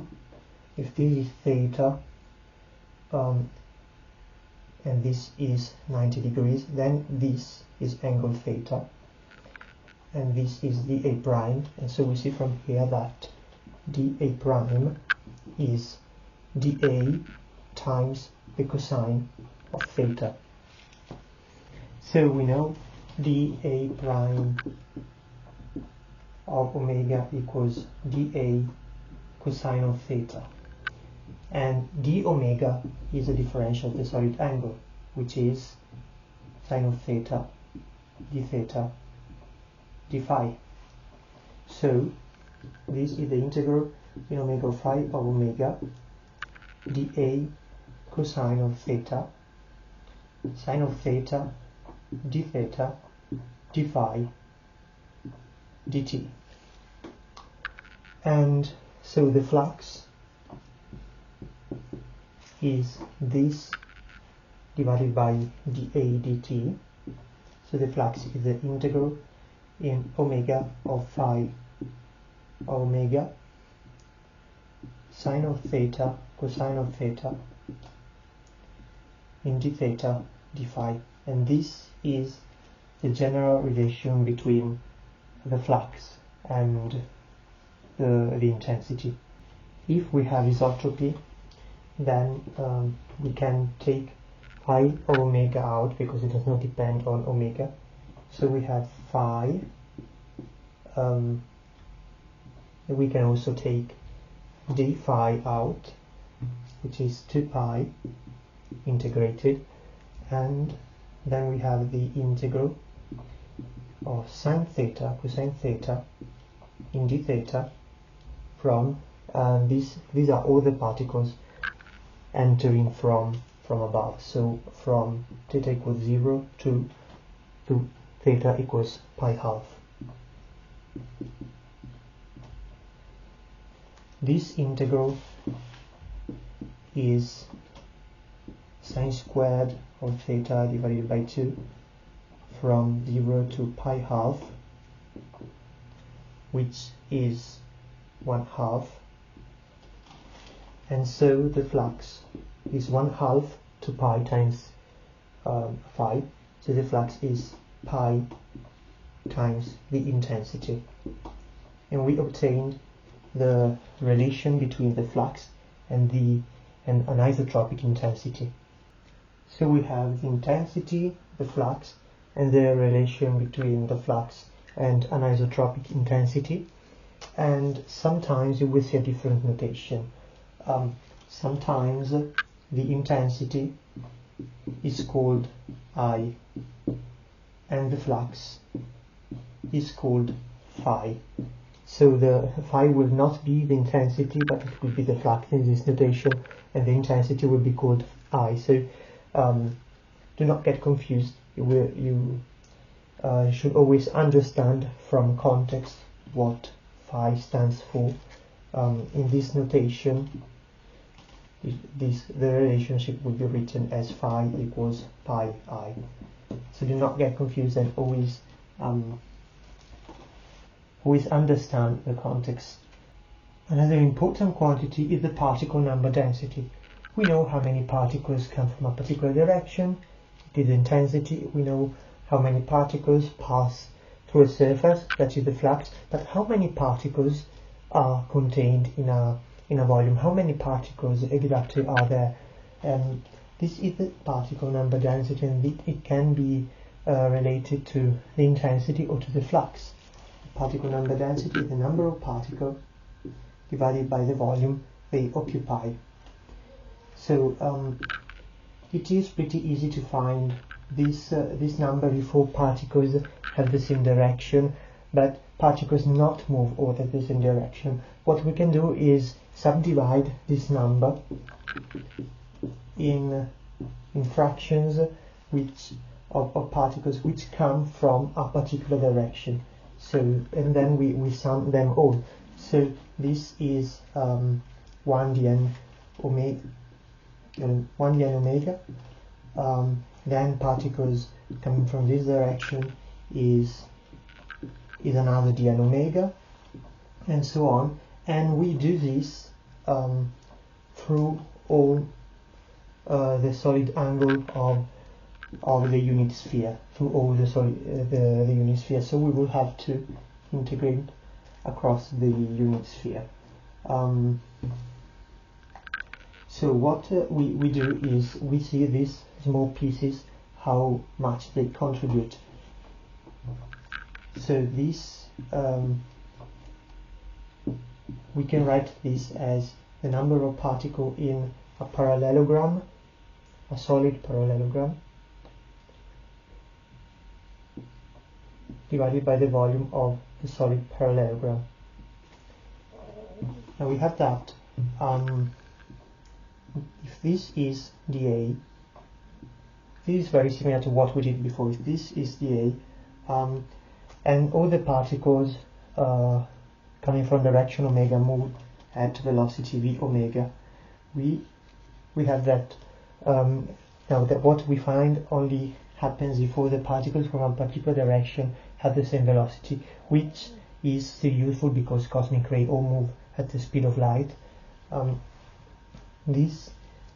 The number of particles inside here is the intensity. It is given by the intensity multiplied by the area dA prime, like before, dA prime dt, and the omega. This is the number of particles inside that this parallelogram. Instead, the volume is v vdx. Sorry, vdt. This is vdt, the amount of time it takes for a particle. Sorry, the amount of distance a particle moves with speed v at time dt. So vdt times the area dA prime. So as you see, dt, dA prime cancel out, and so d and omega is phi divided by v d omega. Now if the velocity does not depend on the direction, we can take v out of the integral. So we have n is, and also if the flux is isotropic, we can also take phi out of the integral. Phi divided by v times the integral of the solid angle over all the sphere, so it is the surface of the unit sphere, which is 4 pi. And so we have found a relation between the number density and the intensity, 4 pi phi divided by v. Since pi phi is the flux, it can also be written as 4 times the flux divided by v. Cosmic rays move at the speed of c, so for cosmic rays we have 4 pi phi divided by c equals 4 times the flux divided by c. And now we study the energy distribution of cosmic rays, which is given by the differential energy intensity, because the integral of the differential energy intensity gives you the number in that energy range of the amount of particles. It gives you indeed the energy distribution. I have written in red the quantities in the axis, differential energy intensity over energy. In blue the units, meter squared, the stereo radiant per gigaelectron volt per second and gigaelectron volt. And in black the scale, we are using the logarithmic scale. This means that the differential energy intensity law, which is a power law, becomes a linear law. So the law for the differential energy intensity is a power law, so it is proportional to E divided by 1 gigaelectron volt to minus gamma. Now here 1 gigaelectron volt inside is just the unit. If you change the unit, you simply change the value of k correspondingly. In this convention we call k the value if you include 1 gigaelectron volt in the parenthesis. And so this is the power law with gamma, which changes across the graph depending on the sections. In this section is 2.7, here it is 3.1, 3.3, and then again 2.7. So this power law becomes actually a linear law, as you can see, because if you take the logarithm in base 10 of this, which is the y-axis is a logarithm in base 10 of this divided by the unit, you get the logarithm in base 10 of k divided by the unit. Now instead of writing k divided by the unit, we simply write k tilde. So k tilde is k divided by meter squared per stereo radiant per gigaelectron volt per second times E divided by 1 gigaelectron volt to the minus gamma. And this is the logarithm of in base 10 of k tilde plus minus gamma times the logarithm in base 10 of E divided by 1 gigaelectron volt. And the logarithm in base 10 of E divided by 1 gigaelectron volt is simply the x-axis. So we obtained it is y equals q, we can call this q, minus gamma x. So we have a linear law in which q, which should be here, this would be q, and the slope is minus 2.7, here it is minus 3.1, and so on. Actually, as you can see, it is not a perfect power law, which means here it is not a perfect linear law, because here we have solar modulation. So actually this is the cosmic rays which hit the atmosphere, but for low energetic cosmic rays they are modulated by the solar wind, so they do not arrive to us, and very few cosmic rays of this low energy range arrive to us. So actually the power law is it works only up to starting from some certain energy threshold around the gigaelectron volt. It is actually still difficult to see in this graph the changes in slope, because 2.7 is quite steep compared to the changes, the small changes from 2.7 or 3.1 and so on. Furthermore, this I didn't even draw the x-axis in scale. As you can see, I quite compressed it because actually 2.7 should be steeper than what you see here. So in a graph like this, it is difficult to notice the shape. So what we can do is to scale everything, to scale the slope by 2. So instead of 2.7 we have 0.7, instead of 3.1 we have 1.1, and so on, so that we have the same changes but on smaller slopes, so they are easier to notice. In order to get the scaled slope, before taking the logarithm, we multiply by e squared. So we are now taking a graph in which the x-axis is always the same, logarithm base 10 of e divided by bigger electron volt, but the y-axis is logarithm base 10 of e squared times phi e divided by bigger electron volt squared, because it is the unit of e squared, times the unit of phi e, and squared still radian gigaelectron volt per second. So this time the y-axis is the logarithm in base 10 of e divided by gigaelectron volt squared times the law of phi e is the power law, k tilde times e divided by gigaelectron volt to the minus gamma. Now this, here we have e divided by gigaelectron volt to the power of minus gamma plus 2. So now we get the logarithm base 10 of k tilde.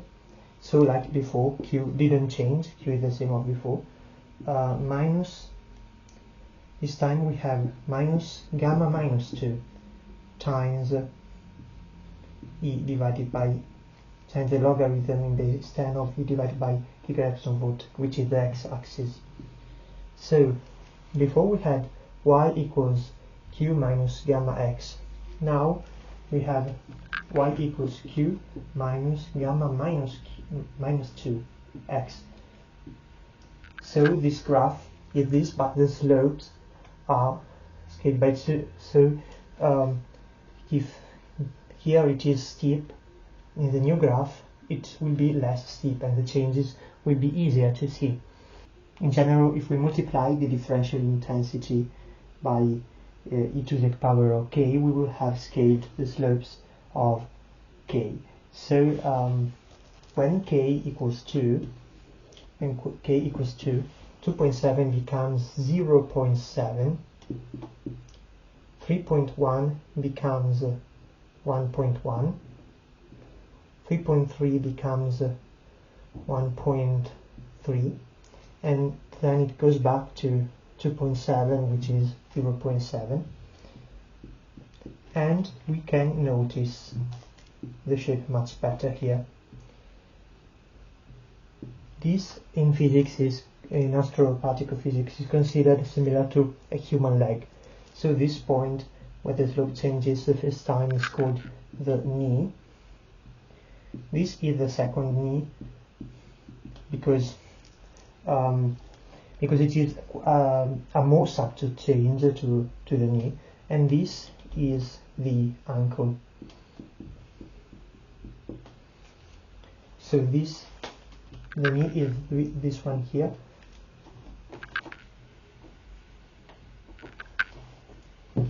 Knee,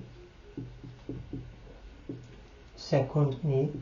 Not that humans have two knees, of course, that it is called second knee because it is just a subtle change to the knee.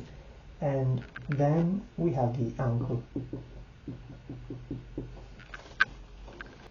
So this is a nice shape for k equals 2, but what if k equals 2.7, which is exactly the value of gamma?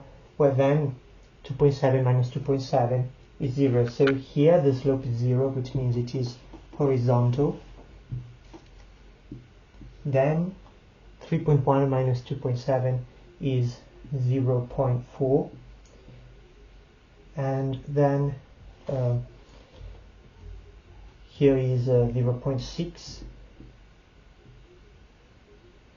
and in the end it goes back to 0. So as you see, the shape changes a lot if you change the value of gamma, and if it is greater than 2.7 at the start, it will go up. So it will look like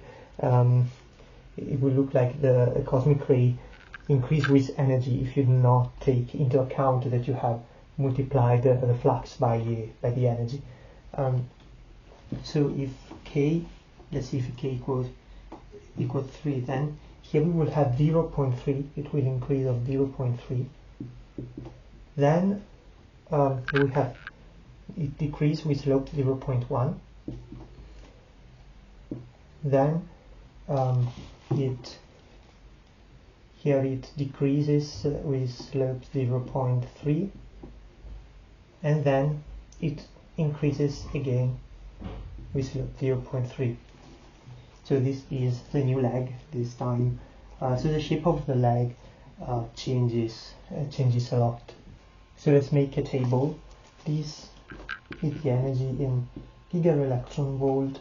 Here we put the gamma, and here the value of the differential energy in squared steady-radian gigaelectron volt second to the minus 1.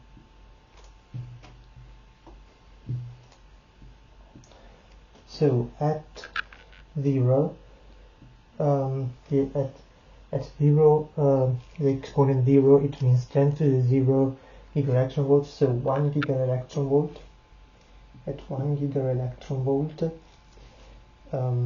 we have a flux. Now the unmodulated flux would be about 10 to the 4.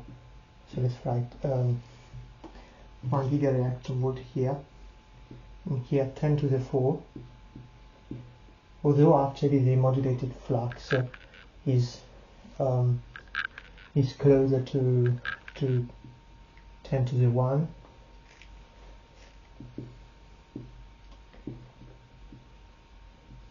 And after here we can the power law begins basically. So we have gamma is 2.7 up until we reach the knee. When we reach the knee, we have an energy of 10 to the 6 gigaelectron volts. Let's also put here the energy in electron volts.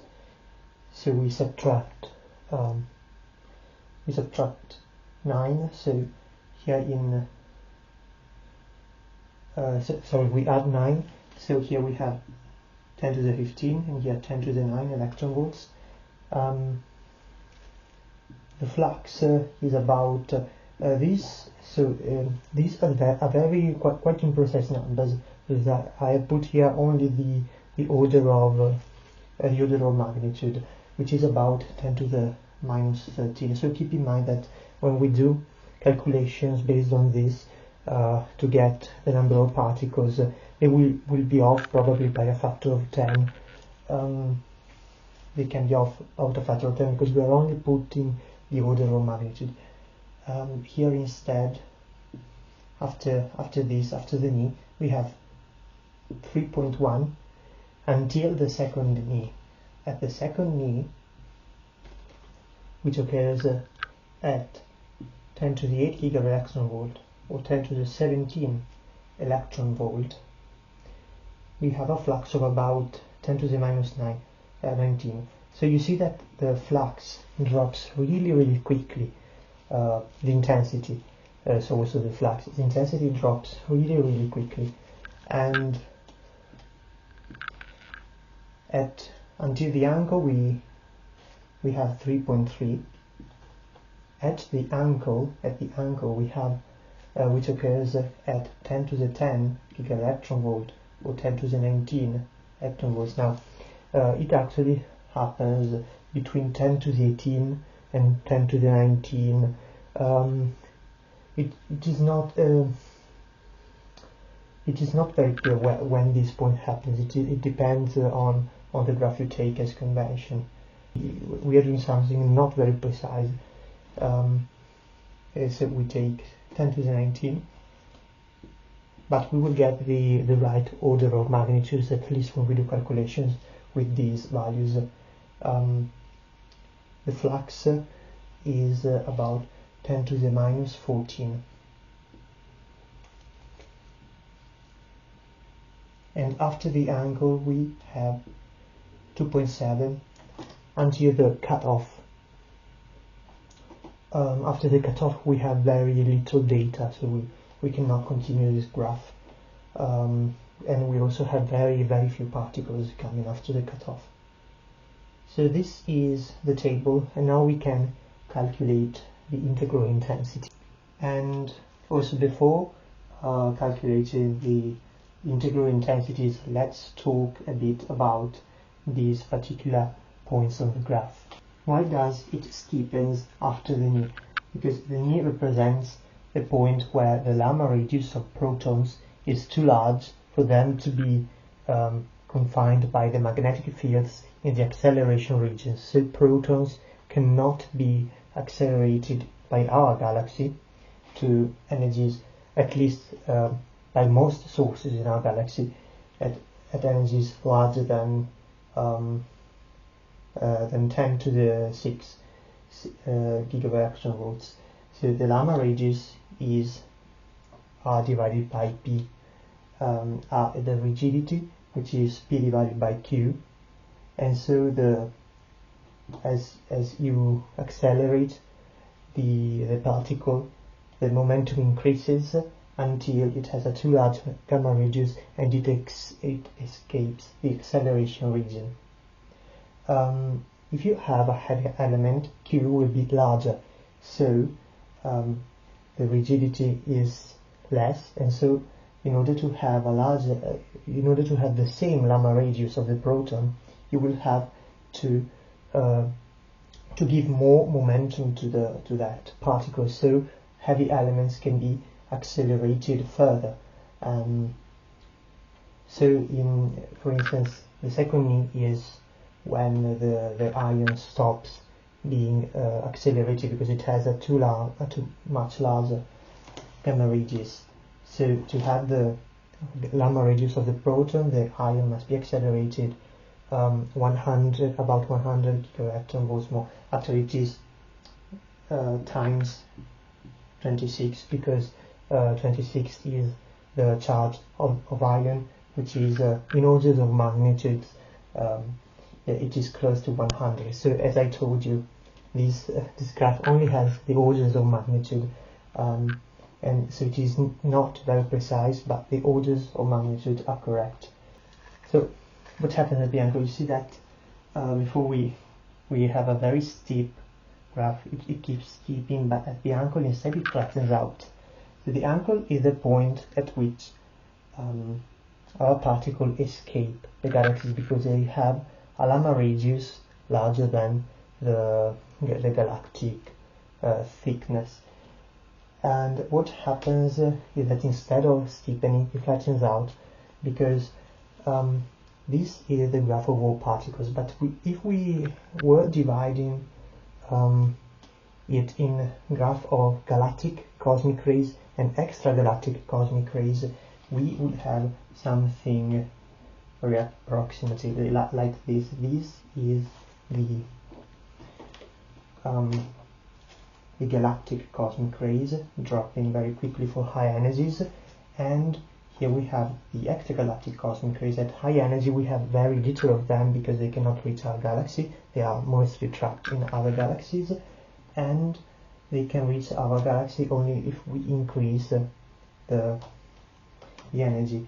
But of course at a certain point it also drops, because high energy cosmic rays are more rare anyway. So at this point, which would be the angle, the galactic the galactic cosmic rays suddenly drop off because they they escape our galaxy, and we only have the decrease from extragalactic cosmic rays.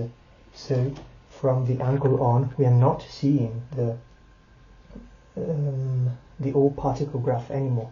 We are seeing only almost only the extragalactic particle graph. So basically, it was as if this particle graph here was hidden. It was hidden below this graph, and you can only see it after the angle. So the differential energy intensity is the parallel phi e equals k E divided by 1 gigaelectron volt to the minus gamma. And so the integral energy intensity is the integral of this, okay, from 0 to infinity of e to the minus gamma. We bring outside 1 gigaelectron volt to the minus gamma. The e and this is divided by minus gamma plus 1 e to the minus gamma plus 1 evaluated from 0 to infinity.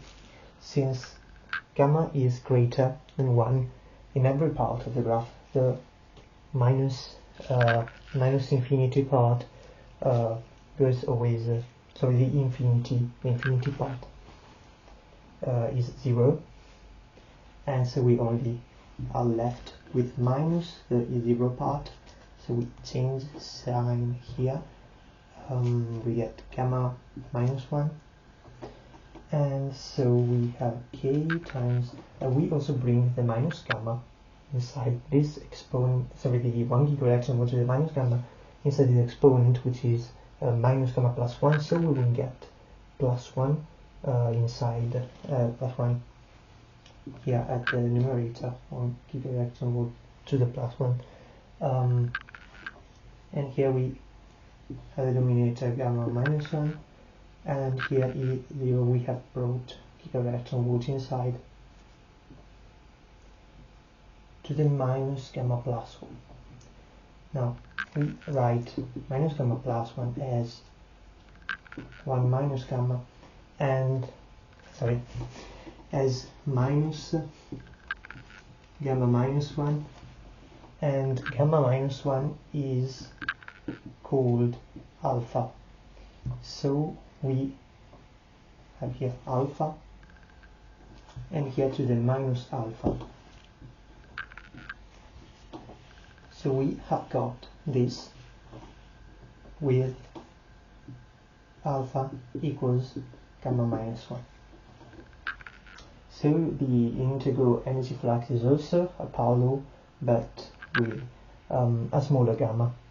So the integral energy flux is, which is pi times the integral energy intensity, as we have seen before, is this.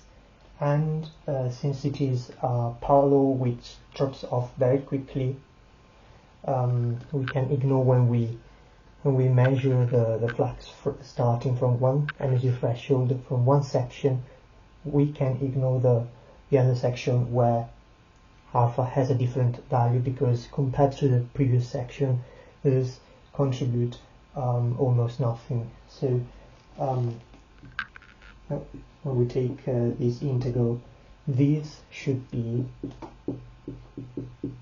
if they did contribute, we should have included them, right? We should do the integral from 1 gigaelectron volt to the knee with gamma equals 2.7. Then we should take the integral from the knee to the second knee with gamma equals 3.1.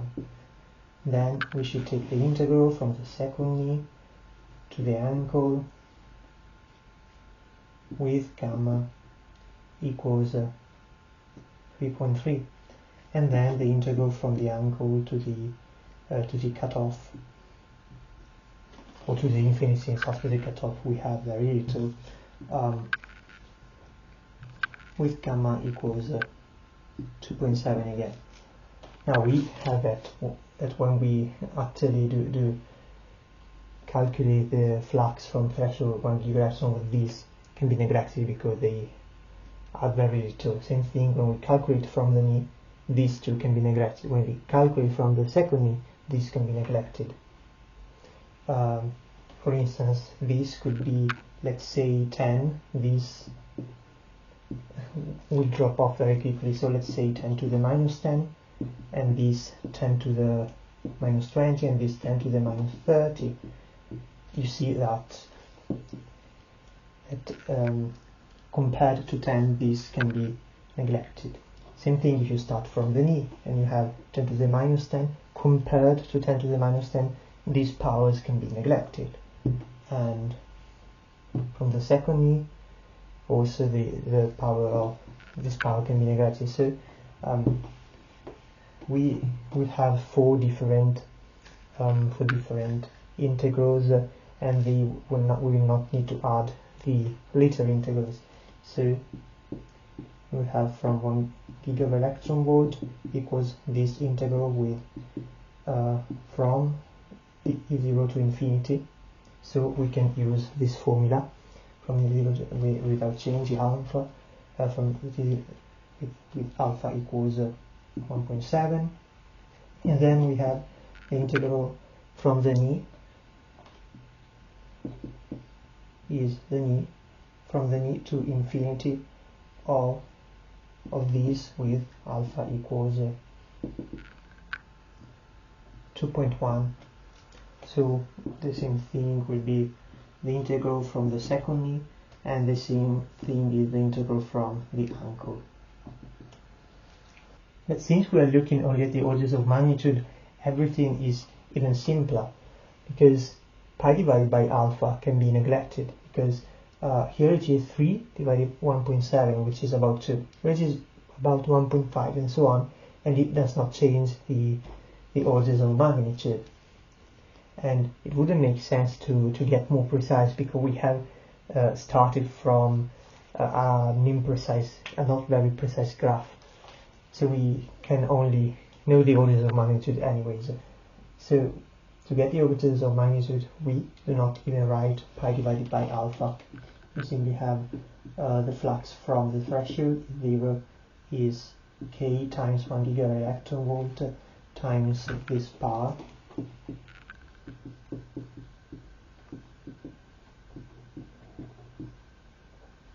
But what is k?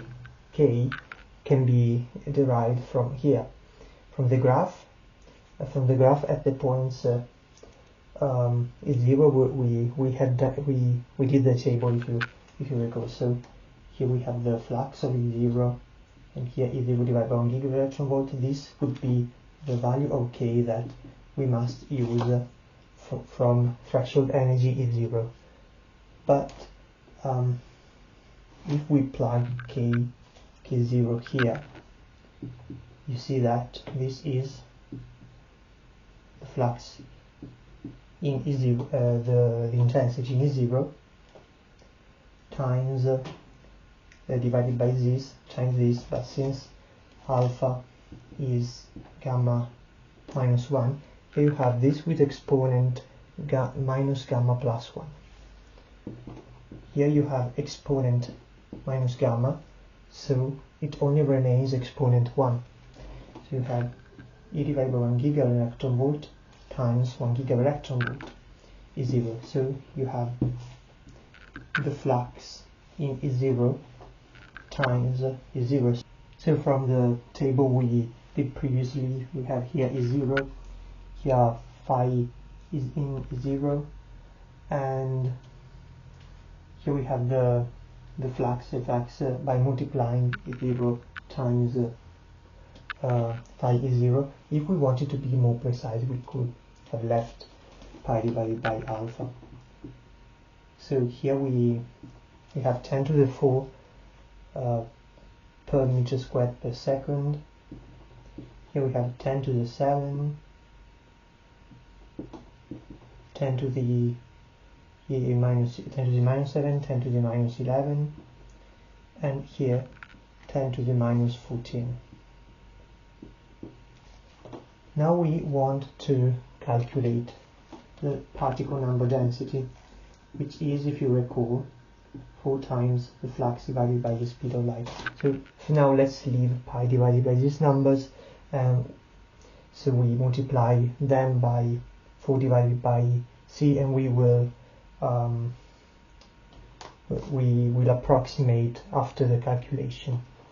4 divided by c is 4 divided by 3 times 10 to the minus 8 meters per second. So the particle number density, so particles per cubic meter, we must only multiply the flux times 4 divided by 3 times 10 to the minus 8, and since we always have pi, it always simplifies, it always cancels out with a 3 in the denominator, so we simply have to take these numbers without pi and multiply by 4 times 10 to the minus 8. So here we get 4 divided by 1.7 is about 2 times 10 to the minus 4.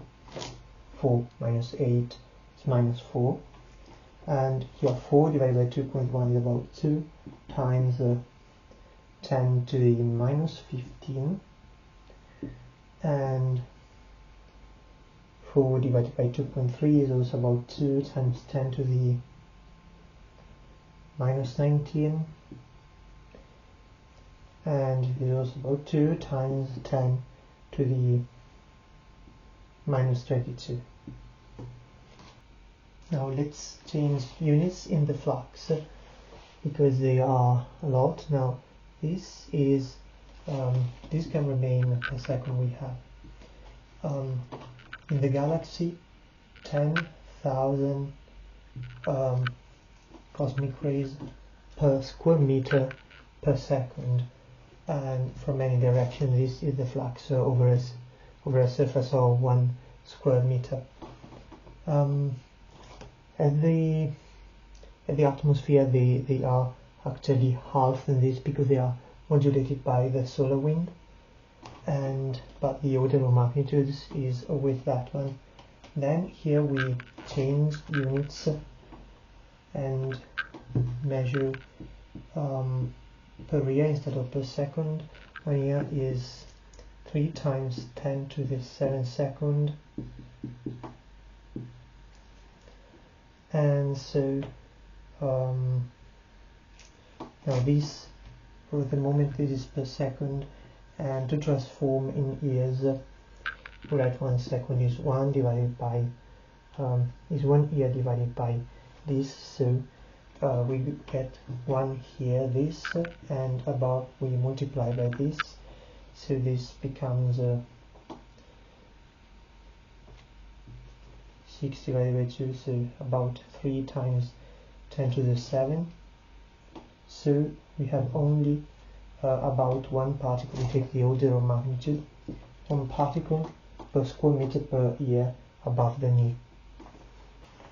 And we can do the same here. We can take the year, so times 3 times 10 to the 7, minus 11 plus 7 is minus 4.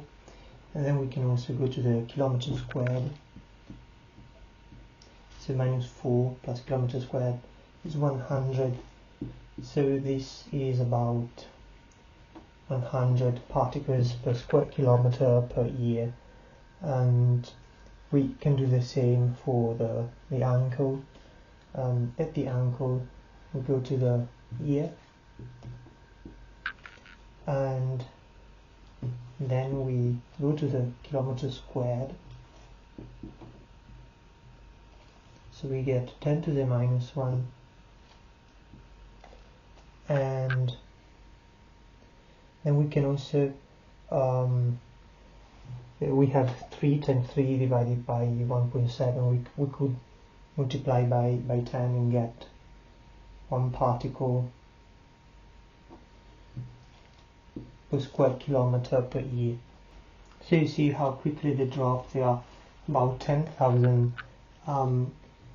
per square meter per second at the giga-electron volt. Then the particles that they need to detect them, you need a larger detector because you only get on average 1 per square meter, you only get one event per year. So already if you take a telescope in space, the telescope has the order of a square meter per as ever, because you cannot bring to space two large telescopes. That would be too expensive. So in the telescope, in space, you cannot do better than this, and you would detect one cosmic ray of the knee per year. And so you see that if you want to detect these cosmic rays, you must not do it on space. You can only do this on Earth with large detector arrays and through the particle cascade. And if you go to the second knee, it is even less. It is 100 per kilometer squared per year, and to the ankle, you arrive to 1 particle per kilometer square per year. So these are very, very rare. Cosmic rays, by definition, are about the gigaelectron volts, so they start from here. But if you want to know the exact number, if you want to know the number of cosmic rays, you must ignore this, because they have basically no contribution. Almost every cosmic ray is low energy. So this is the flux of cosmic rays. This is the number of cosmic rays, and these only matter if you wanted to know the cosmic rays above these energies. But the number of cosmic rays in general, you only have a contribution from the low energetic cosmic rays. Now we want to see the energetic contribution of cosmic rays in our galaxy. So first, a little information about our galaxy. Our galaxy has a radius. It is a spiral galaxy.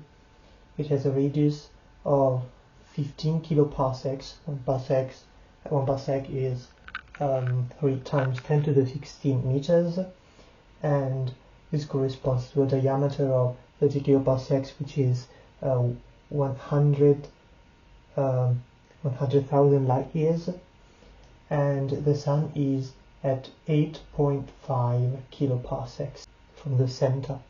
Most stars are in the center, in the bulge, which has a radius of about 2 kiloparsecs.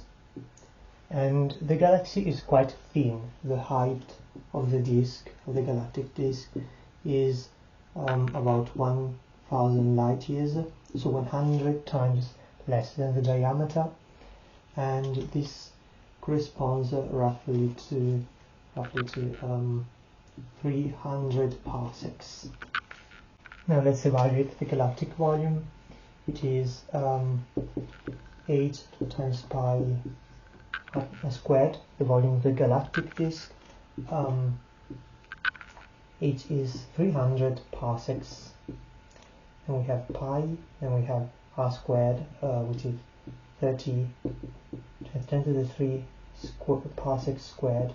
So we write parsec cube here, and parsec cube is 3 times 10 to the 16 cubic meters, and we have 3 to the power of 1, 2, 3, 4, 5, 6, 7 times 10 to the power of 1, 2, 3, 4 plus 6 plus 15 times 3 is 48 equals 3 to the power of 7 times 10 to the 58.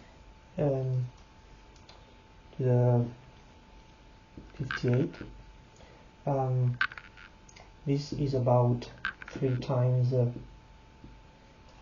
n cube, so 3 times 10 cube, so 3 times 10 to the 61 cubic meters in total.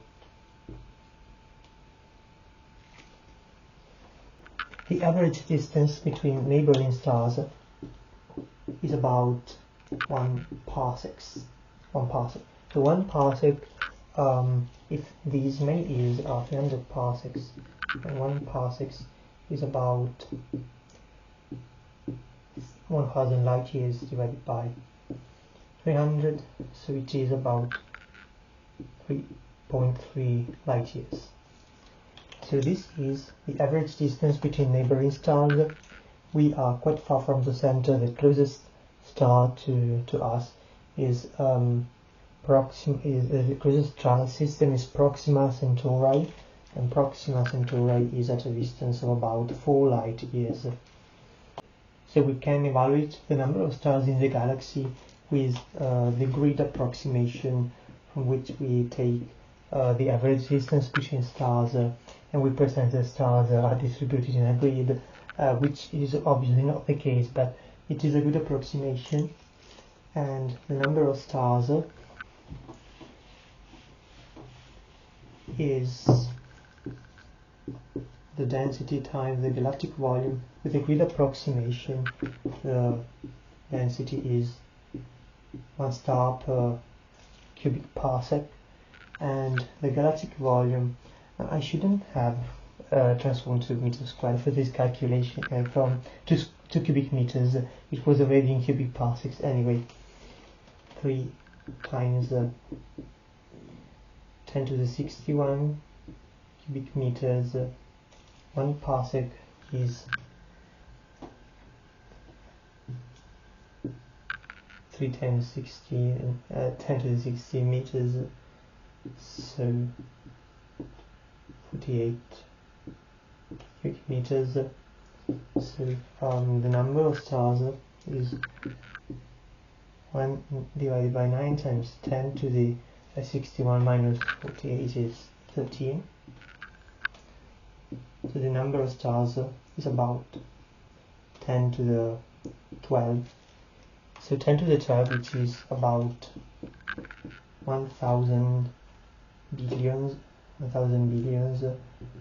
Stars are actually around 100 billions, but it is a good approximation.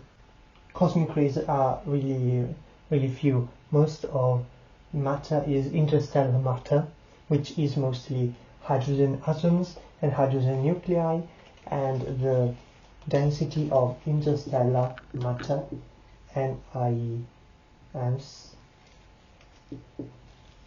is 1 particle per cubic centimeter. So the number of these particles in the galaxy is 10 to the 6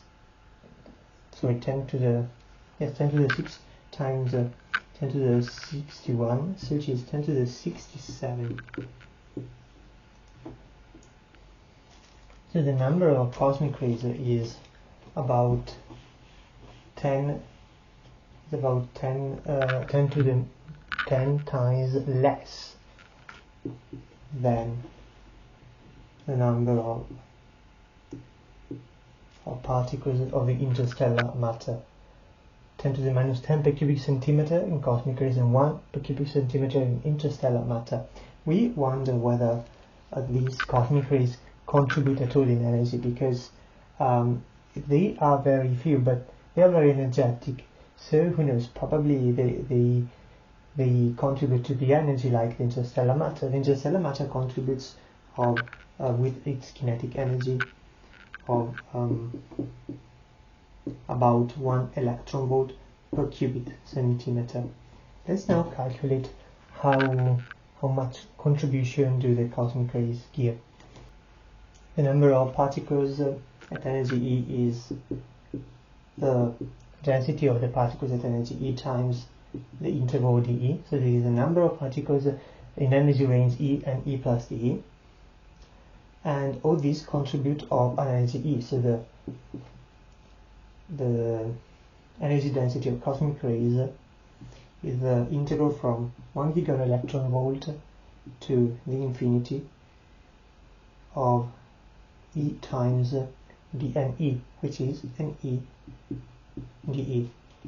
Now NE is 4 pi divided by C times the differential intensity from gigaelectron volt to the infinity of E times differential intensity. Differential intensity is K times E divided by 1 gigaelectron volt to the minus gamma in dE, and so it is 4 pi divided by C times 1 gigaelectron volt to the minus gamma times k, the integral from 1 gigaelectron volt to the infinite of e to the minus gamma plus 1 in the e, which is this is to the minus gamma plus 2 divided by minus gamma plus 2 evaluated from 1 gigaelectron volt to the infinity. To the infinity is 0 because gamma is always greater than 2, and in this and minus so we only have left with this 1 gigaelectron volt to the minus 2 plus 2, the negative of this, so 2 gamma minus 2. So for pi times k divided by c, we have minus gamma here, we have minus gamma plus 2 here, and so we get 1 gigaelectron volt squared divided by gamma minus 2. So this is for pi divided by 3 times 10 to the 8. We put the units after the calculation. Gamma minus 2 is 0.7, so it is 7 and 10 here. And recall k was 10 to the 4 in the units of flux. So we have 10 to the 5 here, and this is 4 pi divided by 3 times 7 times 10 to the minus 3, and pi cancel out, so we have about 0.5 times 10 to the minus 3 gigaelectron volts per cubic meter. So in electron volt per cubic centimeter, we have times 10 to the minus 3 plus 9 minus 6, so it is 0.5 times 10 to the 0, so 0.5 electron volt per centimeter squared, which is about 1 electron volt per centimeter cube. So this is comparable to the density and the energy density of interstellar matter. So these two energy densities seem to be related, and these cosmic rays are accelerated by magnetic fields. It would make sense if also the energy density of the galactic magnetic field was comparable to these. So let's see the galactic magnetic field. The galactic magnetic field is of the order of about 4 microgauss, and 1 gauss is 10 to the minus 4 Tesla. And let's see the Lama radius of the various nuclei. The Lama radius is P divided by QB, and for a relativistic particle, P is about the energy divided by C, and Q is Z times E. So the Z times E is the charge of the nucleus with that protons, and so we can see per every range of energies the Lama radius of the elements. To calculate this, first we calculate EBC, which is the same for every element, for every nucleus, and for every energy. It is 1.6 times 10 to the minus 19 Coulomb times 10 to the minus 4 Tesla times 4 times 10 to the minus 6 times 3 times 10 to the 8 meter per second. Now 1.6 10 to the minus 1 Coulomb per Tesla, we have seen last time, it is 1 electron volt per second divided by square meter. So times 4 times 3 times 10 to the minus 2 meter per second. So we get 1 electron volt times 12 times 10 to the minus 2 1 electron volt per meter. So it is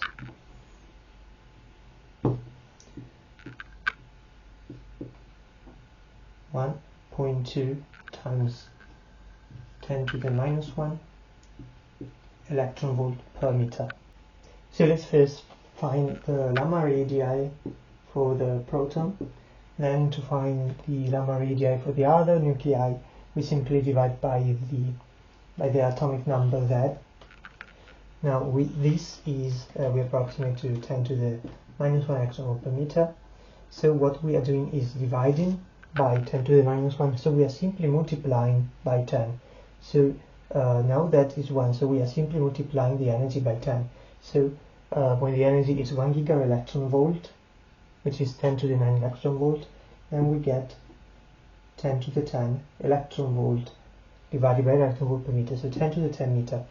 Here at the knee, 10 to the 15 electron volt, we have 10 to the 16 meters. At the second knee, 10 to the 17 electron volt, we have a 10 to the 18 meters. At the ankle, 10 to the 19 electron volts, we have 10 to the 20 meters. And these are the Lama radii for the proton. And for the other nuclei, you simply divide by Z, and you see that when the proton have a Lama radius of 10 to the 16 meters, the elements with about 100 more charge must have the same Lama radius at the knee. 10 to the 18 divided by 10 to the 16 is divided by 10 to the 2 is 10 to the 60. So when protons have a Lama radius which is too great for them to be further accelerated by magnetic fields at the knee, for heavier elements this happens between the knee and the second knee. Recall that the height of the galactic disk is about 300 parsecs, and 1 parsec is about 3 times 10 to the 16 meters. So the height of the galactic disk is 9 times 10 to the 18 meters, which is about 10 to the 19 meters. And you see that at the ankle the galactic confinement ends because it has Lama radius about the height of the galactic disk, and the ankle we have approximated it to 10 to the 19 electron volts, but actually it happens a bit earlier, between 10 to the 18 and 10 to the 19. So let's say 10 to the 18.5 electron volts. So then the Lama radius would be of 10 to the 19.5 electron volts, which is in fact quite close to the height of the galaxy. So it makes sense that particles begin to escape at about the ankle. Let's evaluate the energy density of the galactic magnetic field.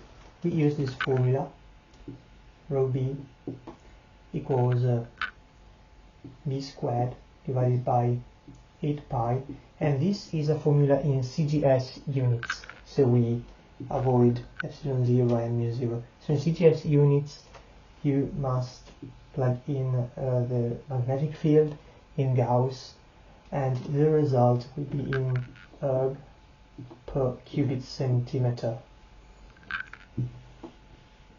So we plug in the magnetic field in Gauss, 4 squared times 10 to the minus 12 divided by 8 pi erg per centimeter squared. 1 erg is 10 to the minus 7 joules, and 1 electron volt is, we want the result in electron volt per cubic centimeter. The 1 electron volt is 1.6 times 10 to the minus 19 joules. So 1 joule is 10 to the 7 erg, and so 1 electron volt is times 10 to the minus 12 erg. and so 1 erg is 1 electron volt divided by 1.6 times 10 to the minus 19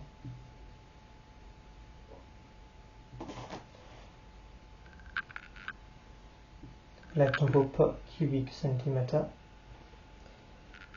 So this cancels out, and we have also this cancels out, but we have divided by 10 below, so it becomes 10 above, divided by 8 pi electron volts per cubic centimeter, and this is about 1/3, well, it is 4 divided by 12, so yes, it is about 0.5 electron volt per cubic centimeter.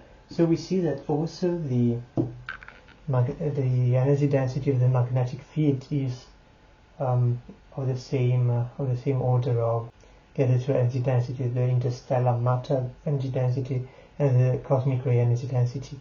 In fact, we have galactic equipartition, which states that these 4 energy densities give about the same contribution to the overall energy density of the galaxy.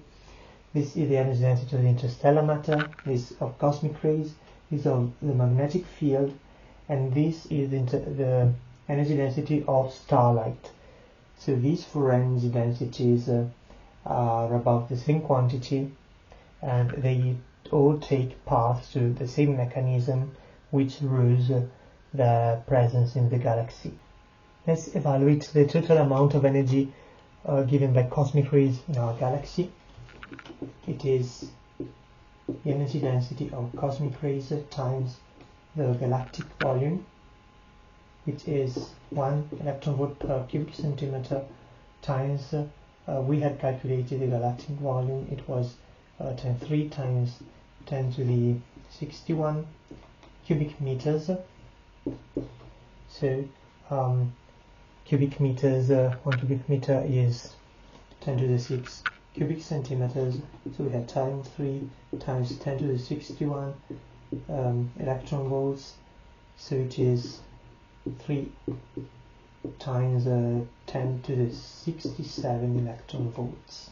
Cosmic rays, before escaping from our galaxy, stay there for about 10 to the 7 tau escape is 10 to the 7 years, and this is called the confinement time.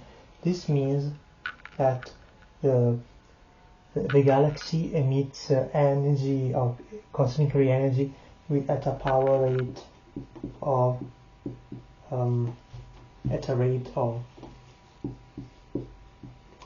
ECR divided by T tau esc, which is 3 times 10 to the 60 electron volts per year. This means, since the amount of cosmic rays stays about the same in time, that we have other sources of cosmic rays in our galaxy of about the same power. These sources seem to be mainly supernova remnants.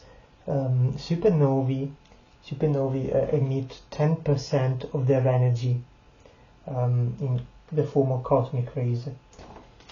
The total amount of energy in cosmic rays emitted by a supernova is about 6 times 10 to the 61 electron volts. In the galaxy we have about 3 supernovae per 100 years, and so the total power emitted by supernovae to replenish our galaxy of cosmic rays is 3 times 6 times 10 to the 61 electron volts divided by 100 years, and this is about 10 to the 62 divided by 10 to the 2, so 10 to the 60 electron volts per year. The two powers are pretty close, so it seems that supernovae are the main galactic cosmic ray accelerator which had been already proposed by Enrico Fermi in the 50s. While astroparticle physics has been mainly a theoretical field until about 30 years ago, recently we are receiving a lot of new data. Anyway, this was just a very quick introduction to astroparticle physics. See you next time.